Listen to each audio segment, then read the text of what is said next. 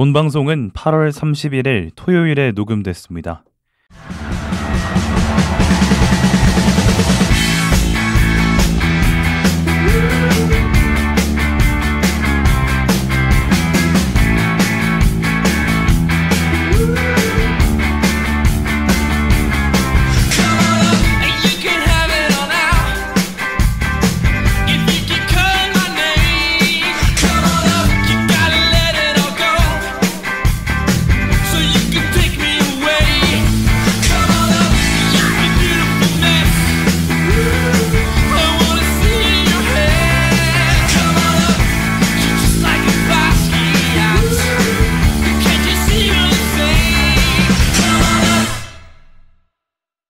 고품격 야구라디오 야자수 힘차게 문을 열겠습니다.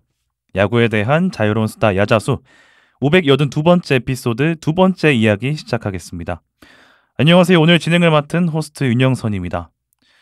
자, 오늘도 지난 방송에 이어 김예찬 PD님, 이현우님 그리고 조승원님과 함께합니다. 안녕하세요. 네, 안녕하세요. 자, 지난 1부에서 야구의 낭만에 관하여 이야기를 하고 있었죠. 계속해서 다음 주제 이야기 나눠보겠습니다. 자, 패널분들의 1부에서 의견을 들어보니까 낭만이 없어졌다라기보다는 이 야구라는 종목에서 중요시되는 부분이 이전과는 달라졌기 때문에 낭만이 없어졌다 이렇게 느낄 수도 있다는 의견이 대다수였던 것 같은데요. 그렇죠. 자, 그렇다면 만약에 야구가 이전과 달라졌다면 어느 시점에서 좀 달라졌다고 얘기를 할 수 있을까요?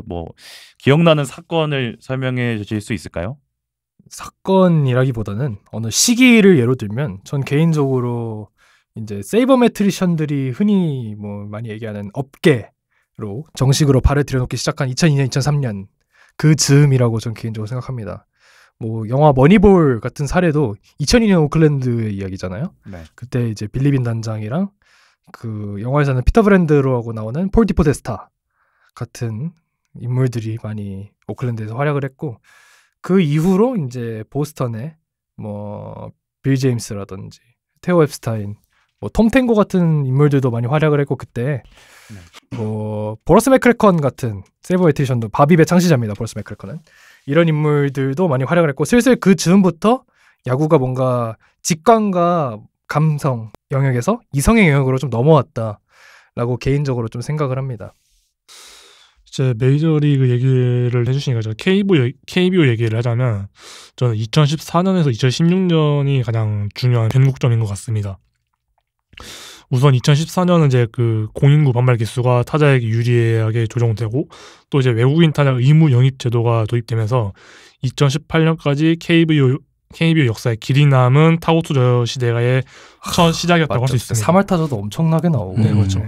그래서 아마 제가 기억하기로는 2014년에 리그 전체 평균 자책점이 아마 5점대를 넘어갔던 걸로 기억을 하는데, 여기에 MLB에서 시작된 플라이볼 혁명의 영향까지 더해지면서 타자들이 예전과는 달리 파워에 좀 더 초점을 맞추게 되는 경향이 강해졌다고 저는 느꼈습니다. 이전에는 이제 도루나 번트 같이 점수를 짜내는 스몰볼 경향이 리그의 주류였다면, 최근에는 요즘에도 이제 스몰볼 성향을 띠는 팀들이 있긴 하지만, 타자들이 외국인 선수들의 영향을 받아서 웨이트 트레이닝을 통해 몸을 키워 장타력을 보강하는 케이스를 어렵지 않게 찾아볼 수 있기에 2014년이 저는 상당히 중요한 기점이라고 저는 생각을 했습니다. 물론 이제 중간에 투어 타자 시즌도 몇 차례 있었지만 2014년의 강렬함이 리그 전체 타자들의 생각을 많이 바꿔놓았다고 저는 느꼈습니다. 그리고 2015년에서 2016년은 이제 김성근 전 감독의 야신 신화가 무너진 시기인데, 그렇죠. 이전까지만 하더라도 사실 투수들의 혹사 문제는 크게 다뤄지지도 않았고 조명되지도 않았는데, 김성근 전 감독이 어떻게 보면 좀 구시대적인 운영이 좀 상당히 논란을 일으켰고, 그 과정에서 가장 논란이 됐던 게 권혁 선수, 박정진 선수, 송창식 선수, 그렇죠. 김민우 선수 등 같이 살려줘. 네, 흔히 말하는 살려줘들의 혹사 문제가 가장 크게 조명이 됐고, 여기에 어떻게 보면 김성근 감독님 못지않게 혹사로 이제 악명 높았던 김경문 감독이 퇴진하고, 2019년에는 이제 김윤동 선수가 이제 경기 도중에 어깨를 잡고 쓰러진 사건도 발생하면서 과거의 혹사 사례들도 재조명되면서 현재 KBO 리그에서 잊을만 하면 뭐 투수 관리 문제가 화두에 오르고 민감하게 다뤄지는 주제가 되는 데 있어서 김성근 전 감독의 실패가 저는 발단이 됐다고 저는 생각을 합니다. 김현동 선수의 부상은 전 지금도 기억나요. 아, 그래서 공을 이렇게 던지고 그냥 거기서 주저앉는 거예요. 그렇죠. 네. 예, 저도 기억이 납니다. 예. 그 저도 순간 그 경기를 네. 이제 라이브로 봤는데 솔직히 아직까지도 저는 충격입니다. 선수 본인도 아마 그런 선수들 있잖아요. 뭔가 부상 당했을 때 아 끝이다라고 생각을 많이 한다고 하더라고요. 그런 느낌이 받고 지금은 뭐 야구계를 떠나셨지만 김현동 선수가 그런 느낌에 좀 문제가 많이 나왔던 것 같아요. 그쯤에. 저 같은 경우에는 일단 메이저리그 기준으로 말씀드리면 물론 이제 머니볼로 해서 이제 2000년대 초반부터 여러 이제 세이버메트리션 1세대들이 야구계에 진입해서 여러 가지 변화가 일어나기 시작했다고 보기는 하는데 사실은 머니볼 저는 1기가 있고 2기가 있다고 생각을 그렇죠. 하거든요.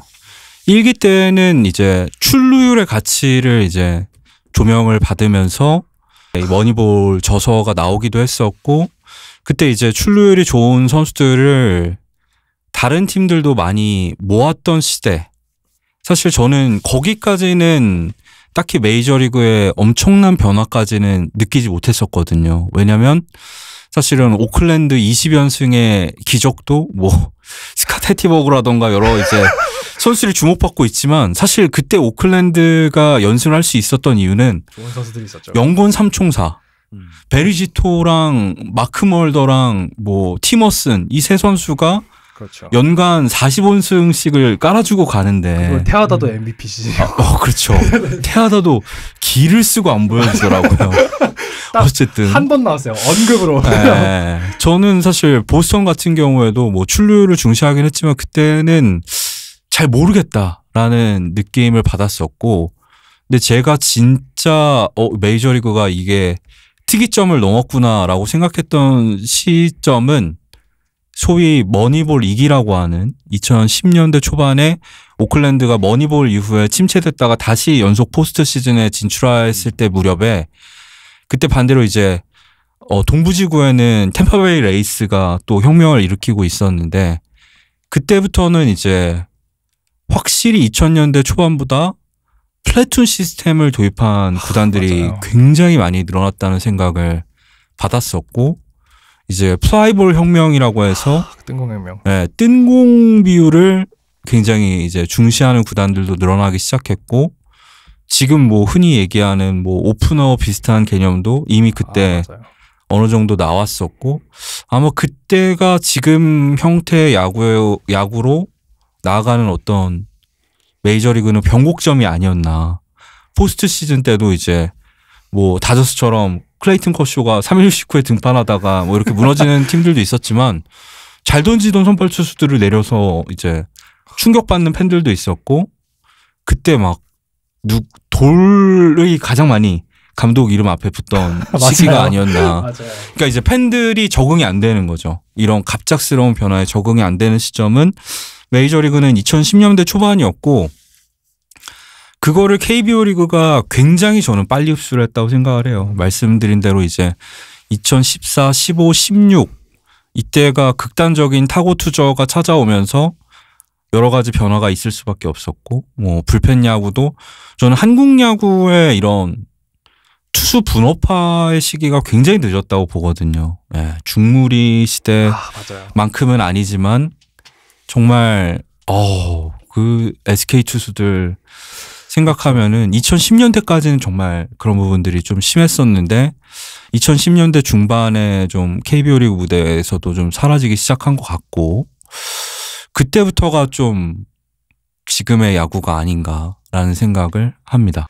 KBO는 진짜 딱 위원님께서 말씀하신 그때가 체감이 제일 잘 되는 게 사실 KBO 팬분들이 흔히들 낭만의 시대라고 이야기하시는 그 시기가 바로 위원님께서 말씀해주신 바로 전 시기예요.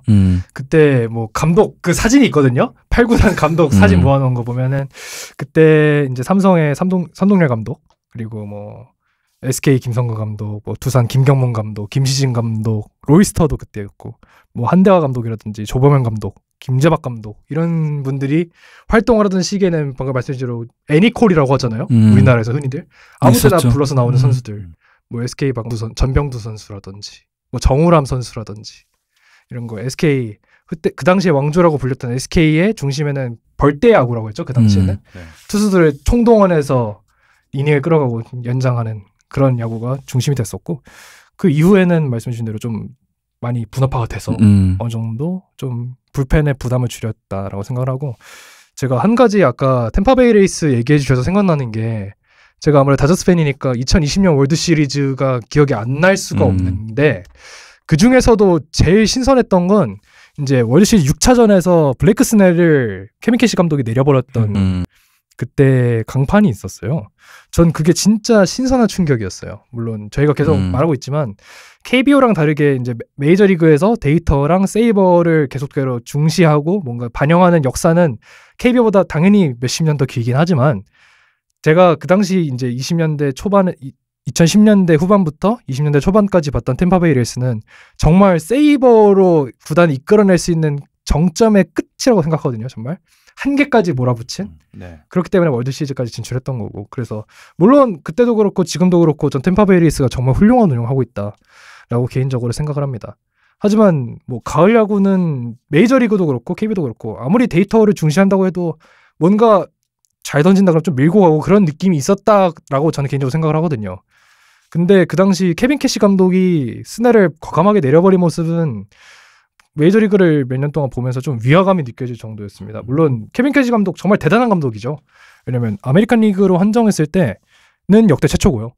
내셔널리그에서도 한 명밖에 없을 거예요. 연속으로 올해 감독상 수상 감독이 아마 그 애틀랜타 브레이브스의 바비 콕스가 수상을 2년 연속하고 아마 케빈 캐시 감독이 그 다음일 텐데 근데 그때도 그렇고 지금도 그렇고 가을 야구에서나 승부처에서 좀 케빈 캐시가 물론 프런트에서의 뭔가 요청도 있었겠지만 좀 비판받는 부분이 분명히 있는 것 같긴 해요. 그때를 다시 돌아보면 그 6차전에서 블레이크 스넬이 정말 대단한 투구를 보여줬거든요. 그때 안타를 하나인가밖에 안 맞았을 거예요. 6회까지. 네. 그때 한타 아마 오스틴 반스한테 한타를 하나 맞고 타순이 다시 무키 배츠한테 돌아오는 타순이었는데 그때 케빈 캐시 감독이 올라가서 바로 내려버렸거든요. 그게 물론 정규 시즌 데이터만 봤을 때 그 당시 블레이크 스넬 2020년에 1회에서 3회에 비해서 4회에서 6회로 넘어가는 중반부 성적이 엄청 떨어졌던 건 사실입니다. 이제 그 당시 스탯을 보면 1회에서 3회에서 ERA는 0.56이지만 4회에서 6회는 8.00 그리고 피안타율은 0.174에서 307 OPS는 0.501에서 1.079까지 폭등하는 건 사실인데 네. 그래서 데이터만 보면은 아마 넘어가는 시점에서 교체하는 게 합리적인 건 맞아요. 근데 그 당시 기세라는 게 있잖아요. 이제 그 당시 교체할 때 대기 타석에 있는 무키 배츠가 데이브 로버츠 감독을 보면서 웃었대요. 아, 쟤 드디어 내려가네 이 생각하면서 쟤를 내리네. 그리고 그 당시 더가웃에 있었던 코디 벨린저라든지 키케 헤르난데스 같은 선수도 다 좋아했다고 합니다. 뭐 결과는 다들 아시는 대로 그 당시 이제 배츠한테 2루타를 맞아서 2-3루가 되고 시거한테 아마 와이드 피치로 동점을 내줬을 거예요. 그다음에 앤더슨이 올라왔는데 그런 걸 보면은 뭔가 좀 의아하긴 했지만 정말 저렇게까지 세이버를 중시하는 구단이 가을 야구에서도 있구나 라는 생각을 개인적으로 하게 됐던 것 같아요. 그쯤이. 맞아요. 그때 유명했던 게 이제 정확하게는 이닝이 아니라 이제 바퀴수를 따졌죠. 아, 맞아요. 2번 만나냐 3번 만나냐. 근데 그때가 교체 시점이 1피안타밖에 허용하지 않았기 때문에 3바퀴째였습니다. 맞아요. 그 무키 배츠는 1번인 거 다들 아실 거잖아요. 거기에 맞게 교체를 그러니까 공식적으로는 가져간 거죠. 이 딱 게임 플랜을 사실 템파베이나 다저스는 프런트 쪽에서 짜거든요. 맞아요. 네, 그랬을 때 그거대로 이제 운영을 했는데 말씀하신 대로 이제 이 포스트 시즌은 기세다 보니까 이제 그런 단순히 계산을 넘어서는 결과가 항상 나왔던 것 같고 그래서 템파베이도 많이 그 이후에 좀 변화를 시도하고 있기는 하거든요. 이게 참 어려운 부분인 것 같습니다. 네. 그리고 그때 템파베이 당시 필승조들이 많이 투구를 하고 올라온 시점이라 좀 약했던 것도 있어요. 뭐 앤더슨도 그렇고 페어뱅커스도 그렇고. 그리고 사실 2020년에 템파베이의 가장 큰 문제는 또 이게 있잖아요. 이 브랜든 라우가 맞아요. 팀의 중심이자 이루수였는데 부진해요. 이 선수가 포스트 시즌에서 안타가 2개밖에 없었는데 맞아요. 계속 이 강한 2번 타자를 강조하는 메이저리그에서 2번으로 계속 끝까지 밀어붙였는데 결국에는 계산은 뭐 간단하죠. 팀 내 최고 타자니까 가장 많은 타석에 들어서다 보면 한 번은 언젠간 사이클이 돌아올 것이다. 근데 안 돌아올 수가 있는 거잖아요. 그리고 또 선수는 더 점점 압박을 느끼는 이런 심리적인 부분도 있는 건데 그런 것들이 이제 좀 많이 비판을 받기도 했었던 시즌으로 기억합니다. 물론 그 다음에 아로자레나가 정말 몬스터적인 활약을 보여주긴 했습니다만 그렇죠. 그것만으로는 좀 부족했다라는 음. 게 좀 공통적인 의견인 것 같습니다. 확실히 가을 야구는 그 세이버만으로는 설명할 수 없는 그런 또 다른 무언가가 있는 것 같아요. 가을 그렇죠. 야구만에. 자, 그러면 뭐 요즘의 야구를 한번 볼까요? 최근에 야구를 봤을 때 이전과는 좀 달라진 그런 달라진 걸 체감할 수 있는 그런 분위기적인 변화가 있을지도 좀 궁금한데요. 변화된 게 좀 있을까요? 우선 앞서 언급한 투수들의 관리 문제가 좀 많이 예민해진 것 같습니다. 이제 공식 지표는 아니지만 이제 투수 혹사 지표라는 것도 이제 만들어지고 팬들이 구단이나 코칭 스태프를 비판하는 대표적인 레퍼토리 중 하나로 자리 잡았을 정도니 말이죠. 특히나 이제 데뷔한 지 얼마 안 된 저연차 선수들의 혹사 문제에 상당히 예민한 경향이 있는데 그렇죠. 아무래도 과거 젊은 투수들이 혹사로 인해 제 기량을 완전히 떨치지 못하고 일찍 꺾인 사례가 있다 보니 어린 투수들의 관리에 팬들이 좀 예민하게 반응하는 그런 경향이 있는 것 같습니다. 어느 구단이 특히 그렇죠. 올해는. 올해는 특히 이제 네. 두산 베어스 이승엽 감독님이 이제 김태경 선수나 이병헌 선수를 기용하는 방식으로도 계속 이제 말이 나오는 게 좀 대표적인 사례가 아닌가 싶습니다. 저는 이게 일단 계속 얘기하시죠. 그러다 보니까 이제 선발 투수들도 이제 완투나 완봉에 대한 욕심이랄까요? 아무튼 그런 것들이 좀 줄어들고 6, 7이닝을 확실하게 책임진 후 그 뒤를 이제 불펜 투수들에 맡기려는 분위기가 점차 강해진 것 같고 그러다 보니까 패스트볼 구속을 좀 각각하게 끌어올려서 타자들 압도하려는 경향이 저는 없지 않아 있는 것 같습니다. 맞아요. 뭐 타자들도 이에 맞서기 위해서는 뭐 스몰볼보다는 이른바 뜬공형용으로 불리는 빅볼 야구가 좀 더 효율적이라고 생각을 하는 것 같고 물론 여기에는 뭐 과거에 비해 수준이 올라간 투수들의 영향도 있겠죠.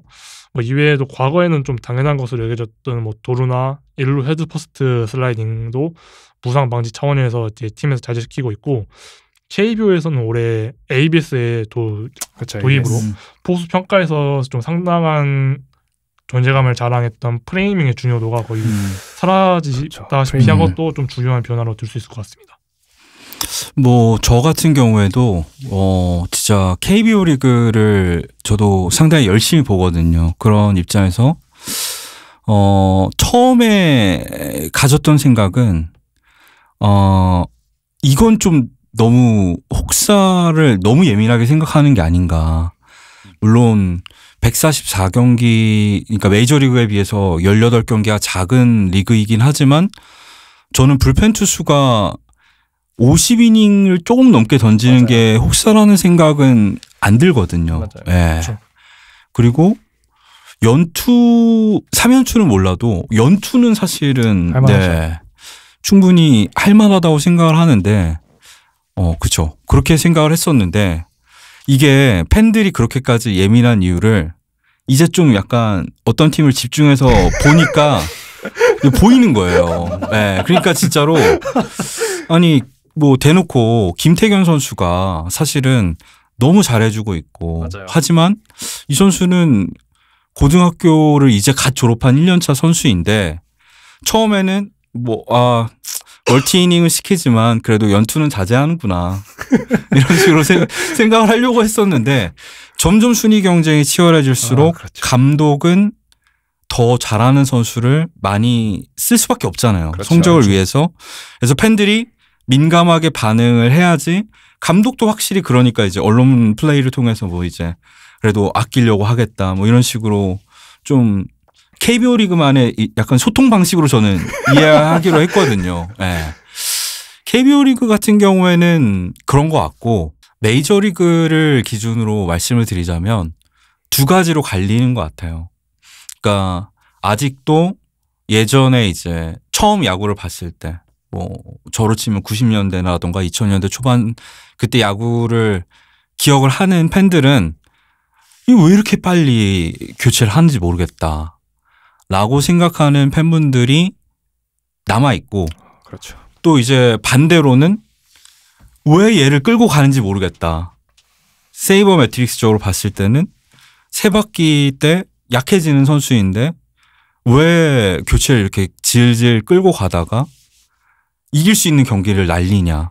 그러니까 저는 아직도 과도기라고 생각을 해요. 네. 메이저리그 같은 경우에도 이게 심지어 우리나라뿐만 아니라 현지 팬들도 뭐 트위터라던가 이런 걸 보면은 투수 교체 시점을 놓고 설왕설래가 당연하지만 있고 뭐 좌우 스플릿 같은 경우에도 여전히 좌투수를 자꾸 상대를 안 시키니까 좌타자가 더 좌투수한테 못 치는 거 아니냐라고 생각을 하는 팬들도 분명히 있는 것 같고 그러니까 세이버 매트릭스를 이제 흡수한 젊은 팬들 또 이제 그렇지 않은 팬들 사이에 약간 좀 괴리가 발생하고 있지 않나 생각을 합니다. 앞서 계속 언급해 주신 대로 KBO 팬분들이 과거에 비해서 투수들의 혹사에 민감해지신 건 맞는 것 같아요. 특히 젊은 투수들. 네. 이제 막 신인이 된 뭐 방금 얘기해 주신 김태균 선수도 그렇고. 그거 보니까 생각나는 게 옛날에 오타니 선수가 학창 시절에 그 당시 고교 일본 뭐 문화 다 아시는 분들 아시겠지만 좀 우리나라 어쩌면 더 심하게 에이스 중심적인 야구를 펼치는 경향이 있거든요. 근데 그 당시 오타니 학창 시절 감독은 오타니의 플레이를 보고 아 얘는 나중에 일본의 국보가 되려다. 얘 팔을 이렇게 쓸 수가 없다라고 해서 배려를 해줬대요. 오타니 학창 시절에. 그런 느낌으로 관리를 해주는 게 어느 정도 보편화되고 있다. 우리나라에서도. 뭐 개인적으로 뭐 불펜 혹사 관련해서 KBO 관련해서는 할 말이 많긴 하지만 뭐 우선 분위기 자체가 투수 혹사에 민감해지는 건 사실이니까 일단 넘어가는 걸로 하고 뭐 메이저리그 얘기를 하자면 예전에는 뭐 조지 브렉 같은 선수들 뭐 예전에 많이 얘기하던 레벨 스윙이라고 하는 그렇게 해서 뭐 스프레이 히터 공을 멀리 퍼뜨려서 여러 가지 방향으로 고타율을 기록하느냐 아니면 뭐 마이크 슈미트라든지 이런 선수들처럼 삼진을 각오하더라도 뭐 장타에 집중하는 어퍼스윙을 날리느냐라고 막 논쟁을 펼치던 시기도 있었어요. 뭐가 더 좋은 선수냐. 하지만 이제 세이버가 등장한 이후로는 사실상 그런 논쟁은 없어진 것 같아요. 저 개인적으로는. 뭐 예를 들어서 몇 년, 뭐 한 거의 10년 된 것 같은데 추신수 선수 막 순수 타격 논쟁이 우리나라에 있었거든요. 순수 타격 한정 이치로보다 위다. 이런 이야기들이 많았어요. 실제로 국내에선. 뭐 그런 이야기라든지. 근데 지금은 세이버가 어느 정도 정형화되면서 장타를 노려라.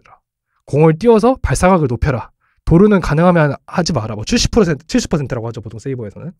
이해하면 안 하는 게 낫다라든지 뭔가 효율적인 야구가 뭔지 좀 정형화된 답이 나온 느낌이긴 해요. 야구가. 뭐 이세돌 씨가 지난번에 알파고와의 대국에서 얘기했던 것처럼 네.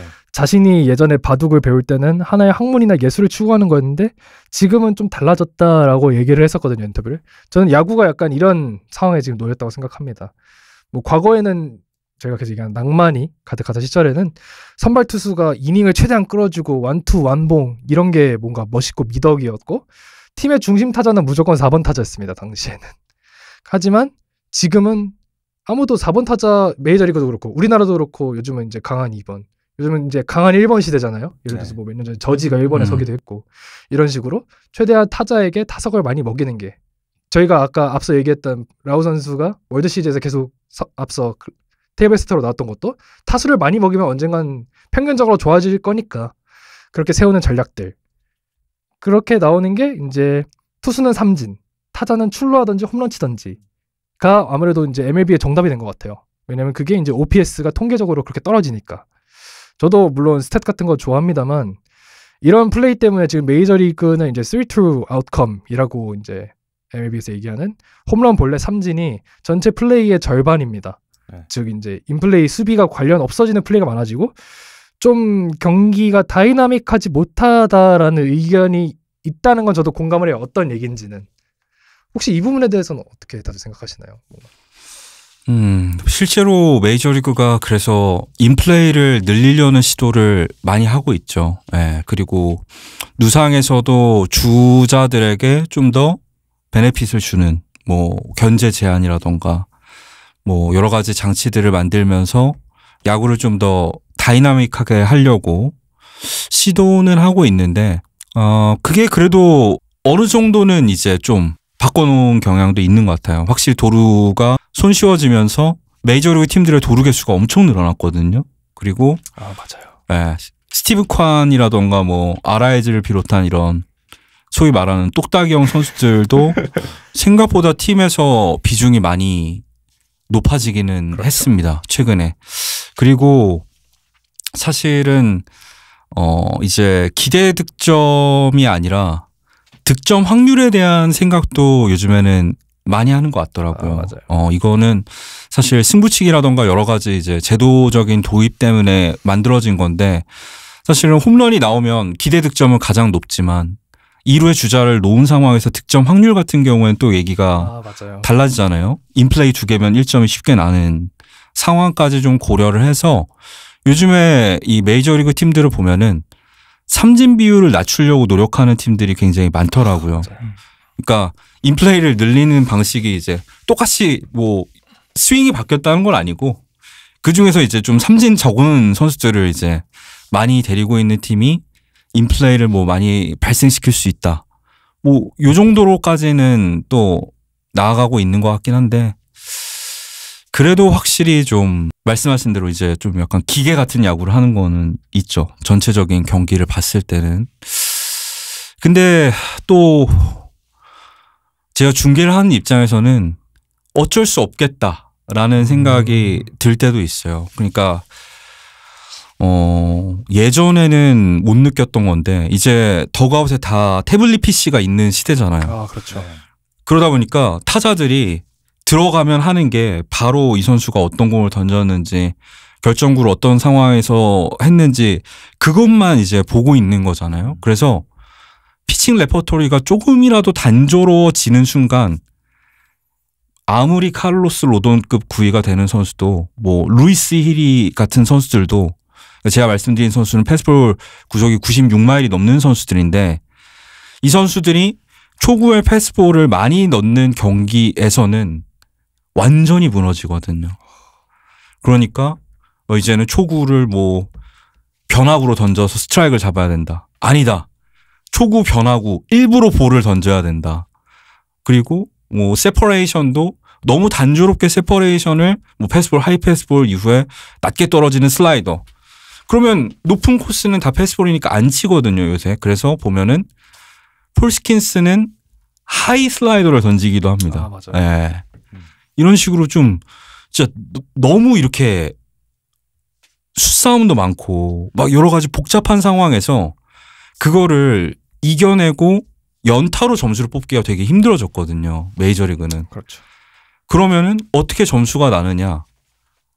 홈런으로 내는 수밖에 없거든요. 그래서 또 홈런이 중요해지고 실제로 모든 팀들의 이제 득점 순위는 그냥 홈런 순위대로 정렬한 거랑 굉장히 유사해지고 있는 메이저리그이기 때문에 복잡한 것 같습니다. 네. 확실히 로케이션의 중요성이 엄청 좋아진 게 맞는 게 이게 쉽게 생각하면 어느 선수가 커터를 던진다고 가정을 해봐요. 근데 예를 들어서 뭐 누가 커터를 던진다. 근데 단순히 그냥 커터를 던진다라는 거를 인식하고 있는 거랑 저 투수가 커터를 몸쪽이나 바깥쪽 쪽 한 군데로 던진다. 완전 계산이 달라지는 거거든요. 그래서 실제로 요즘은 뭐 인존 비율도 엄청 인치 단위로 낮아지기도 하고 뭐 하이 패스트볼 같은 거나 뭐 슬라이더 터널링이라든지 이런 식으로 정말 변화를 많이 가져가거든요. 메이저리그들도. 그렇게 투수도 세분화되니까 어쩔 수 없이 또 반대급부로 타자도 세분화되고 그렇게 되니까 좀 뭔가 좀 속된 말로 너디해지는 거죠. 뭔가 좀 딥하게 들어가면. 근데 좀 뭐 긍정적인 이야기 해보자면 이제 과거에 이제 야구의 꽃이라고 하면 아무래도 홈런 아니겠습니까? 물론 저희가 계속 홈런에 대해서 좀 안 좋은 얘기만 하고 있는 것 같긴 한데 근데 또 이제 에런 저지 선수가 계속 62홈런을 쳐서 아메리칸 리그 홈런의 새 역사를 또 착식하기도 했고 또 지금도 계속 홈런 레이스를 펼치고 있고 오타니 선수도 지금 아까 계속 제가 얘기하고 있는 50-50에 가까워지는 것처럼 해서 에런 저지 선수가 마치 옛날에 마크 맥과이어랑 세미 소사의 홈런 더비 시절처럼 다시 한번 홈런 때문에 관심을 끌어모으는 것도 있고 또 사실 코빈 번스가 사이언상을 수상했던 그 167이닝 사이언상 피칭 퀄리티 시절 이후로 좀 뭔가 이닝이 좀 도외시되는 경향이 있었는데 샌디 알칸타라가 이제 2022년 내셔널리그 사 이영상을 수상하면서 약간 예전에 그 뭔가 이닝을 먹어주는 완투형 에이스의 모습이 살짝 다시 보이는 느낌이긴 했어요. 물론 지금 다시 부상으로 빠져 있습니다만 뭐 랜디 존슨이라든지 그렉 메더스 같은 선수들 뭐 사실 2016년 크리스 세일 이후로 6년 만에 6번 완투하고 사실 200이닝 투수가 요즘은 보기 힘들어지잖아요. 그래서 사바시아 선수가 은퇴했을 때 앞으로 사바시아만큼의 누적을 쌓는 선수도 보기 힘들 것이다 라는 이야기가 많이 나왔는데 알칸타라는 2022년 228이닝을 소화하면서 혼자서 말 그대로 독야천청했죠. 이닝 순위에서. 이는 2022년뿐만 아니라 2021년도 알칸타라만 유일하게 돌파했습니다. 그렇기 때문에 이런 식으로 어느 정도 야구가 다시 변화하고 있는 느낌이네요. 아까 위원님께서 말씀해 주셨다시피 시프트 제한도 걸리면서 뭔가 인플레이 타구도 늘어났고 견제 제한도 걸리죠. 이제 세 번째 견제를 했을 때 주자를 잡지 못하면 자동 진루하는 이런 느낌의 제한도 걸리고 베이스도 늘어나면서 도루도 늘어나고 그 테오 앱스타인 아까 저희가 1부에서 얘기했는데 테오 앱스타인이 지금 MLB 사무국 컨설턴트로 있거든요. 그 테오 앱스타인이 이 변화에 어느 정도 뭔가 영향을 미쳤다고 해요. 그래서 테오 앱스타인이 이러한 변화를 보면서 야구는 내가 어렸을 때 야구를 뭔가 다시 보는 기분이다 라는 이야기를 했다고 합니다. 실제로 그래서 테오 앱스타인이 제가 기억에 남는 게 그 트윗 X죠. X 계정 중에 피칭 닌자라는 계정이 있습니다. 그 계정에 올라왔던 영상 중에 하나가 지금 다저스에 있는 랜던 넥 선수랑 페드로 바에즈라고 이제 옛날 다저스 불펜에 있었던 그 선수의 투구를 비교하는 영상이 있었어요. 그게 한 2분짜리 영상이었거든요. 그게 어떤 영상이었냐면 그 투수의 투구 템포를 보여주는 영상에서 피치 클락 얘기가 나오면서 그게 어떤 영상이냐. 랜던 넥이 아웃 카운트를 하나 잡는 동안에 바에즈는 다 1구를 던졌습니다. 이런 식으로 해서 피치 클락이라든지 다른 어떤 야구의 규정 변화가 야구를 어떻게 바꿀 수 있는지 보여준다라는 느낌을 이제 MLB에서도 어느 정도 인지를 하고 사무국에서 변화를 가져간다는 거죠. 그런 식으로 해서 야구도 어느 정도 너무 각박하지는 않게 좀 변화가 가져가고 있다. 전 이렇게 생각을 합니다. 네. 현대야구는 뭐 세이버 매트릭스도 도입이 됐고 훈련법도 뭐 투수 파트 따로, 포수 파트 따로, 뭐 야수 파트 따로 이렇게 굉장히 다양해지는 등 달라진 점이 뭐 상전벽해 수준이라고 할 정도인데요. 패널분들이 생각하기에 현대야구 참 훈련법도 다양해지고 많은 점들이 바뀌었는데 과거와 비교했을 때 이러한 점들이 좀 발전됐다고 좀 생각하시나요? 발전했다고 생각하신다면 어떤 부분이 발전했는지도 같이 설명해 주시면 좋을 것 같아요. 일단 선수들에 대해 말하자면은 일단 가장 눈에 띄는 부분은 과거에 비해 평균 구속이 비약적으로 증가를 했고 타자들의 경우 웨이트 트레이닝을 통해서 장타력을 보강하거나 미시즌에 사설 야구 교실이나 혹은 뭐 미국 등으로 건너가서 뭐 최신 기술로 약점을 보완하는 등 적극적으로 변화하고 발전하려는 모습이 개인적으로는 가장 눈에 띄고요. 더불어 스포츠 과학이나 뭐 물리학 같은 뭐 야구와는 좀 거리가 있는 것 같은 그런 학문들이나 뭐 레이더 같은 첨단 기술이 야구에 도입되면서 선수 분석이나 평가 방법이 좀 더 과학적이고 기계적으로 변하는 것 같은 느낌이 있습니다. 더불어 세이버 매트릭스나 스탯캐스트 등이 도입되면서 일명 투승 타타로 대표되는 과거의 선수 평가 방법에서 벗어나 좀 새로 제시되는 스탯들을 통해 좀 더 선수들을 자세하고 정확하게 파악할 수 있게 됐는데 이러한 변화가 팬들에게도 전파되면서 팬들의 시각도 좀 더 넓어지지 않았나 저는 생각을 합니다. 그에 따라서 팬들이 하는 잔소리의 내용도 이전과는 좀 더 달라졌고 이런 트렌드에 구단들이 뒤처지면은 당연히 도태될 수밖에 없고 눈총을 받기 십상인 상황이라고 저는 생각을 합니다. 일단 뭐 야구가 뭐 모든 종목이 마찬가지지만 당연히 시간이 지나면은 발전을 하는 게 맞죠. 예, 예전에 사실은 베이브 루스가 스윙하는 거 혹시 이 구글로 영상 보신 적 있나요? 네, 한번. 지금 타자들이 치는 거 보고 그거 보면 야, 이게 선수 맞아? 라는 생각이 들거든요. 그렇죠. 또 이제 그때 시절에 투수들이 공을 던지는 걸 보면 이 폼으로는 저거 죽어도 140 이상은 안 나올 것 같은 투구 폼들이 많아요. 그때에 비하면은 당연히 야구는 점점 매 순간 발달하고 있고 당장 2002년에 비해서 이제 말씀하신 것처럼 패스트볼 구속이 메이저리그 기준으로 했을 때 5에서 6마일이 늘어났습니다. 킬로미터로 환산하면은 거의 8에서 9km가 늘어난 거거든요. 정말 말도 안 될 정도로 구속이 빨라졌고, 이 단순히 구속이 빨라진 것뿐만 아니라 예전에는 이제 소위 패전조라고 불리는 투수들의 퀄리티는 정말 그냥 올라오면 그냥 실점하는 선수들이었거든요. 패전 확정조. 그렇죠. 그러니까 각 팀에 진짜 믿을 수 있는 불펜이 몇 명 안 되던 시기에 비해서 이제는 불펜들의 질도 모든 팀들이 다 엄청나게 메이저리그, KBO 리그뿐만 아니라 다 좋아졌고 구속도 많이 올라왔고 타자들 같은 경우에도 정말 이제 첨단 기술을 활용해서 훈련하는 선수도 많고 정말 많이 발전했죠. 예전에 진짜 다운스윙하는 타자들이 얼마나 많았는데요. 정말 예, 그런 거 생각하면은 정말 선수들의 수준은 상상을 초월할 정도로 빠르게 발달을 하고 있다고 생각을 해요.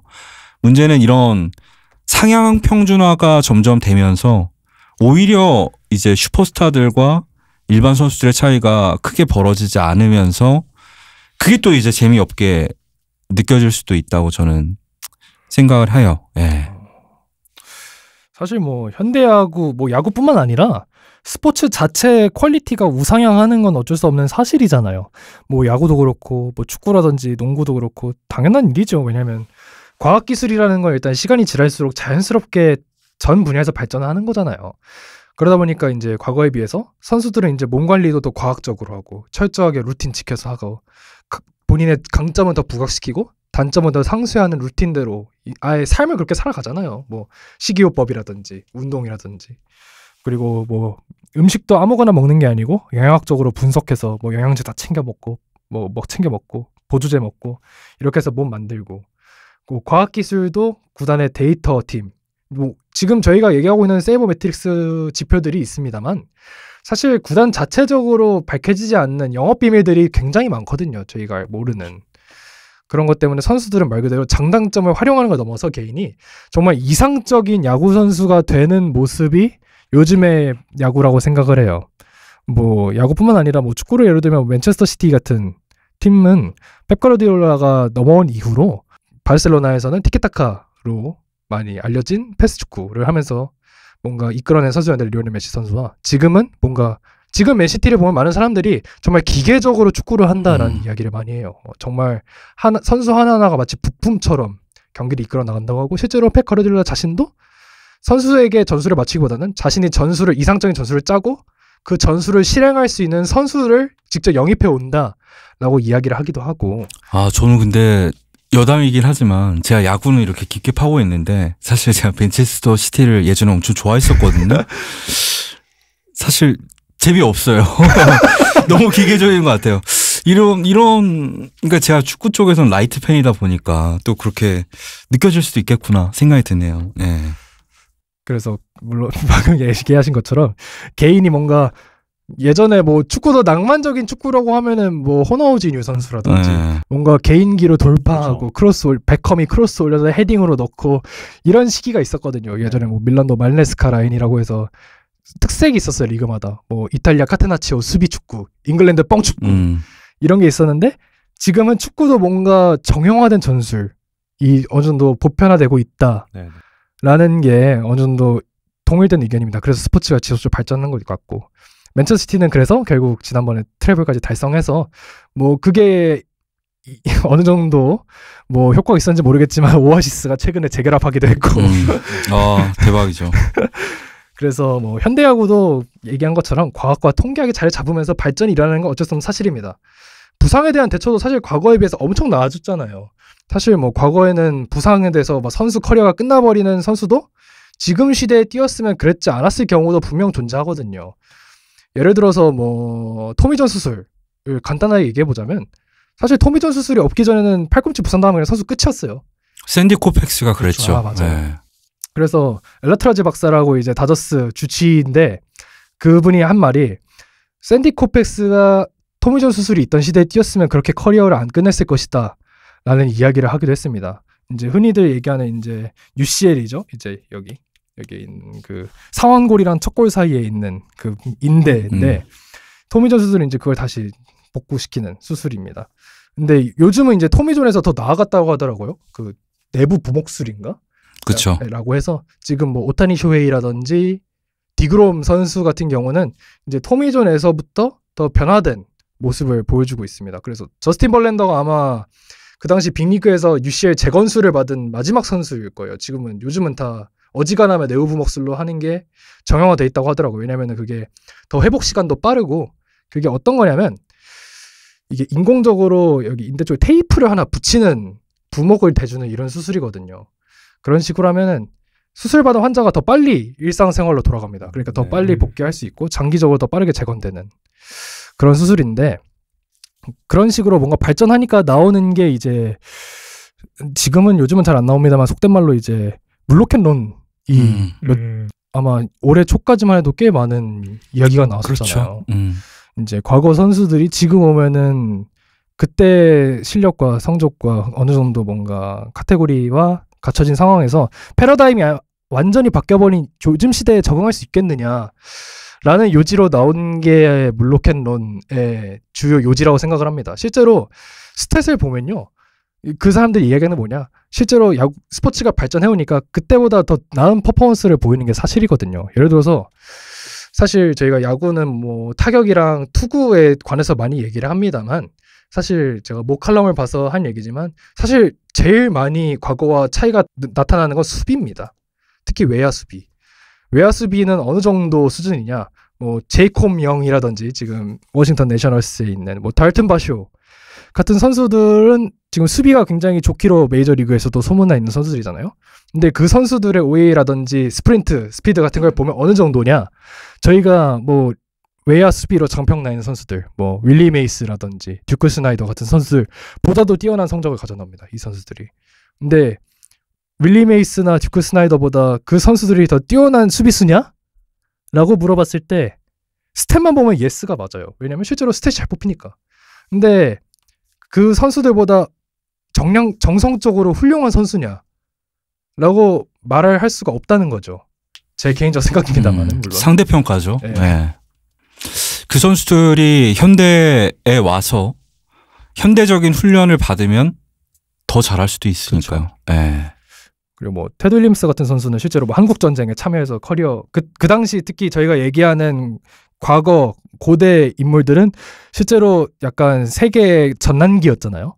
뭐 실제로 야구가 발상하고 계속되고 지속되는 과정에서는 베르코프크 시기에서 뭐 1차 대전, 2차 대전, 뭐 냉전 시기에 한국 전쟁도 있었고 이런 식으로 선수 커리어가 끊기는 경우도 많았고 우리나라 같은 경우만 해도 지금은 뭐 병역 특례가 많이 활성화돼 있습니다만은 그 시절에는 그런 거 없었어요. 그냥 바로 2년, 3년씩 끌려갔다 오는 거예요.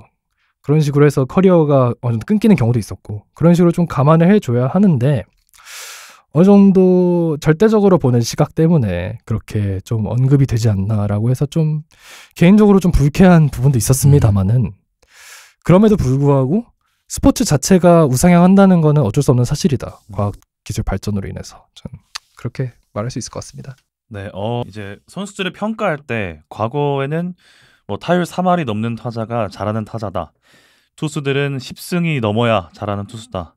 뭐 이렇게 단순한 클래식 스탯으로만 좀 평가하는 경향이 좀 있었죠.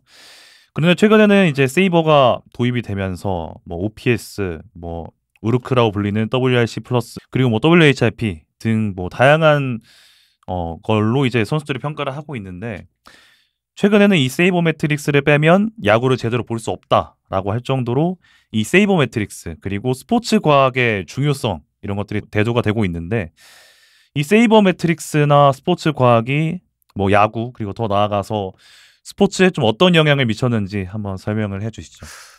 제가 이거 얘기하면서 딱 하나만 제가 지금 호스트님께서 계속 뭐 스탯들 얘기하시니까 생각나는 게 그 2019년인가요? 그때 뉴욕 매츠랑 LA 다저스랑 경기를 할 때 그때 ESPN의 썬데이 나잇 베이스볼이라는 프로그램이 있습니다. 네. 거기서 그 썬데이 나잇 베이스볼이 LA 다저스와 뉴욕 매츠의 선수들을 스튜디오로 불러서 이제 스탯을 물어봐요. FIP가 혹시 무엇의 약자인지 아십니까? 뭐 WOBA가 뭐의 약자인지 아세요? 이런 식으로 막 물어봐요. 그때 제가 기억나는 선수는 코디 벨린저랑 워커뷸러, 키케 이런 식으로 다저스에서 나왔고 뉴욕 매체에서는 확실히 기억나는 게 피터 알론소랑 노아 신더가드가 있었습니다.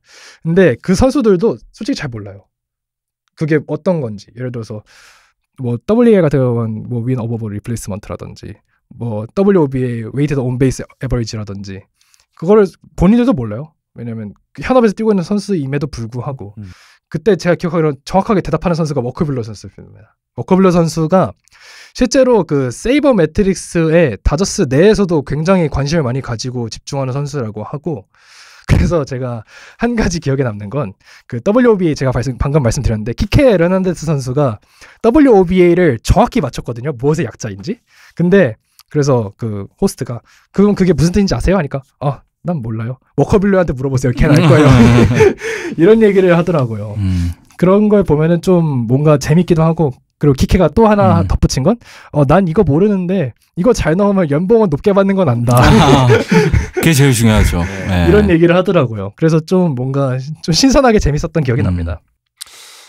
우선 저는 세이버 매트릭스가 가져온 가장 큰 변화는 사람들의 시각을 바꿔놓았다는 게 가장 큰 것 같습니다. 앞서 언급했듯이 이제 투승타타 같은 그런 클래식 스탯도 이제 결코 무시할 수 없는 요소지만 세이버 매트릭스나 뭐 스탯캐스트 같은 뭐 스포츠 과학이 도입되면서 선수들을 이제 평가하는 기준이 크게 변했고 이것이 야구를 보는 사람들과 야구를 업으로 삼는 사람들의 시각과 기준점을 좀 바꿔놓은 것 같습니다. 간단하게 예를 들자면 예전에 그 지금 홍익대학교 지금 감독님이신 장채근 감독님은 예전에 제가 인터뷰를 봤는데 그 KBO 기록강습에서 자기는 OPS가 뭔지도 몰랐다. 나는 이런 야구 스탯이 있는지도 몰랐다라고 할 정도로 이제 구시대 야구 선수들은 이런 게 되게 무지했지만 요즘 선수들은 뭐 자세히 뭐 전력 분석원 수준은 아니겠지만 그래도 어느 정도는 알고 있는 모습을 보이고 있거든요. 그래서 더불어 세이버 매트릭스 같은 것이 일반 대중에게도 공개되지 않았다면은 여전히 과거의 시각에서 머물러 수 있지만 뭐 스태티즈나 베이스볼 서번트 등을 통해서 일반 대중에게도 공개됐다는 것도 가장 큰 영향을 미쳤다고 생각을 합니다. 뭐 당장 저만 하더라도 이제 스태티즈나 뭐 베이스볼 서번트 같은 사이트가 없었다면 지금처럼 이 자리에서 뭐 야구에 대해 논하지도 못했을 것이고 그렇죠. 야구 관련 정보에 대한 갈증도 지금보다는 덜했을 것 같습니다. 왜냐면 아예 모르니까요. 지식의 저주인가요? 그렇죠. 그래서 분야를 떠나서 좀 정보를 향한 사람들의 갈증을 어느 정도 해소시켜줬다는 것만으로도 의미가 있지 않나 싶은데 그런 점에서 최근에 이제 스포츠2와의 트래킹 사이트가 막힌 게 저는 좀 많이 아쉽다고 생각을 합니다. 뭐 어른의 사정이 있었겠죠. 근데 뭐 그걸로 이제 사업을 하는 분들이니까 뭐 공개를 하는 거는 본인들 자유지만 야구 팬의 입장에서는 좀 아쉬운 일이라 생각을 합니다. 뭐 저는 선수 같은 경우에는 세이버 매트릭스를 전혀 몰라도 된다고 생각을 해요. 아니 아예 모르는 게 나을 수도 있다고 생각을 합니다. 왜냐하면 세이버 매트릭스는 그 선수가 최선의 플레이를 했을 때 나온 결과물을 측정하는 기록이니까요. 그러니까 우리 팬들이나 평가하는 프런트가 보고 평가를 할 수 있겠지만 선수는 세이버 매트릭스를 안다고 해서 어떤 퍼포먼스에 전혀 도움이 될 것 같지 않아요. 오히려 FIP를 따져서 피칭을 하면은 FIP 스탯은 의미가 없어진다고 저는 생각을 하거든요. 네. 그랬을 때 경기력에 영향을 미치는 거는 저는 스포츠 과학이라고 생각을 하죠. 예를 들면 뭐 메이저리그에서 최근에 핫한 뭐 피칭 디자인 얘기를 해보자면 이제 뭐 회전축을 초고속 카메라를 통해서 측정을 해서 회전축의 변화를 주면서 변화구 각을 좀 더 날카롭게 다듬는다던가 아니면 뭐 터널링 구간을 의도적으로 길게 만든다던가 뭐 구속을 끌어올린다던가 타자들 같은 경우에는 불필요한 동작을 없앤다던가 스윗스팟을 최대한 길게 끌고 갈 수 있는 훈련을 한다던가 이런 건 당연히 이제 선수의 퍼포먼스에 영향을 미치지만 세이버 매트릭스가 경기력에 도움이 되는 건 모르겠고 세이버 매트릭스는 팬들을 위한 수단이다. 말씀하신 대로 팬들이 여러 가지로 보고 즐길 수 있는 분석할 수 있는 거리가 아닌가. 뭐 프런트도 그럴 수 있겠고요. 그랬을 때 네, 야구의 변화를 경기력의 변화를 만드는 건 역시 스포츠 과학이지만 세이버 매트릭스가 야구를 보는 시각을 바꿔놨다고 생각을 해요. 근데 또 한편으로는 그렇게 꼭 깊게 봐야지만 야구를 좋아하나 싶긴 맞아요. 해요. 예. 저는 이제 야구장에 그래도 일주일에 한 번씩은 가려고 열심히 다니고 있는데 야구장에서 야구를 보는데 이 선수의 시즌 스탯이 무슨 의미인가요? 사실 그 순간에 간절하게 치길 바라는 마음, 쳤을 때의 기쁨, 사실 그게 진짜로 재밌잖아요. 사실 경기 하나 스포츠의 보면. 본질. 네. 근데 세이버매트릭스는 그 경기가 다 끝나고 나서 뭐 예를 들면 오타니가 더 잘하냐, 저지가 더 잘하냐 이럴 때 쓸 수 있는 또 이제 2차 가공 재미거리 콘텐츠가 아닌가라는 생각을 하긴 합니다. 예. 제가 얘기를 들으면서 생각한 건 저도 스토브 리그라는 드라마를 되게 최근에 봤어요. 저 올해 봤거든요. 스토브 리그를. 올해 처음으로 봤는데 거기서 나오는 대사 중에 하나가 연봉 협상을 하는 회차였는데 뭐 어느 선수가 어느 부분에서 뛰어난 성적을 보이고 있는데 그 선수는 몰라요. 그래서 그때 주연이었던 남궁민 씨가 이제 백선수 단장이 하는 말이 본인도 모르는 자신의 가치를 우리가 왜 평가해서 챙겨줍니까? 라는 말을 하더라고요. 그래서 제가 요즘 뭐 스토브 리그라든지 뭐 BTS라고 하죠. 비하인드 더 씬 스토리를 들어보면 요즘 연봉 협상은 옛날 같지 않대요. 요즘은 뭐 구단에서 뭐 스탯 또 안타 몇 개 치고 홈런 몇 개 치고 뭐 얼만큼 득점하고 이랬으니까 뭐 얼마 챙겨주고 뭐 팀 성적 따라 보너스 얹어주고 이런 느낌이 아니라 요즘은 진짜 마치 무슨 법정 다툼 하듯이 싸운다고 하더라고요. 연봉 협상할 때. 그래서 뭐 조정도가 가는 것 같고 그래서 실제로 뭐 에이전트들이라든지 뭐 에이전시에서 선수를 위해서 대리인을 파견해서 연봉 협상도 하고 서로 막 각종 지표들을 가져와서 연봉 협상을 하는 거죠. 그런 과정에서 실제로 이제 에이전시에서 법학 전문 인력도 많이 채용한다고 하더라고요. 실제로 에이전트 중에서 그렇게 법이라든지 행정 관련해서 자격을 가지고 있는 인물도 가장 이제 좀 늘어나고 있고요. 대표적인 인물이 스캇 보러스입니다.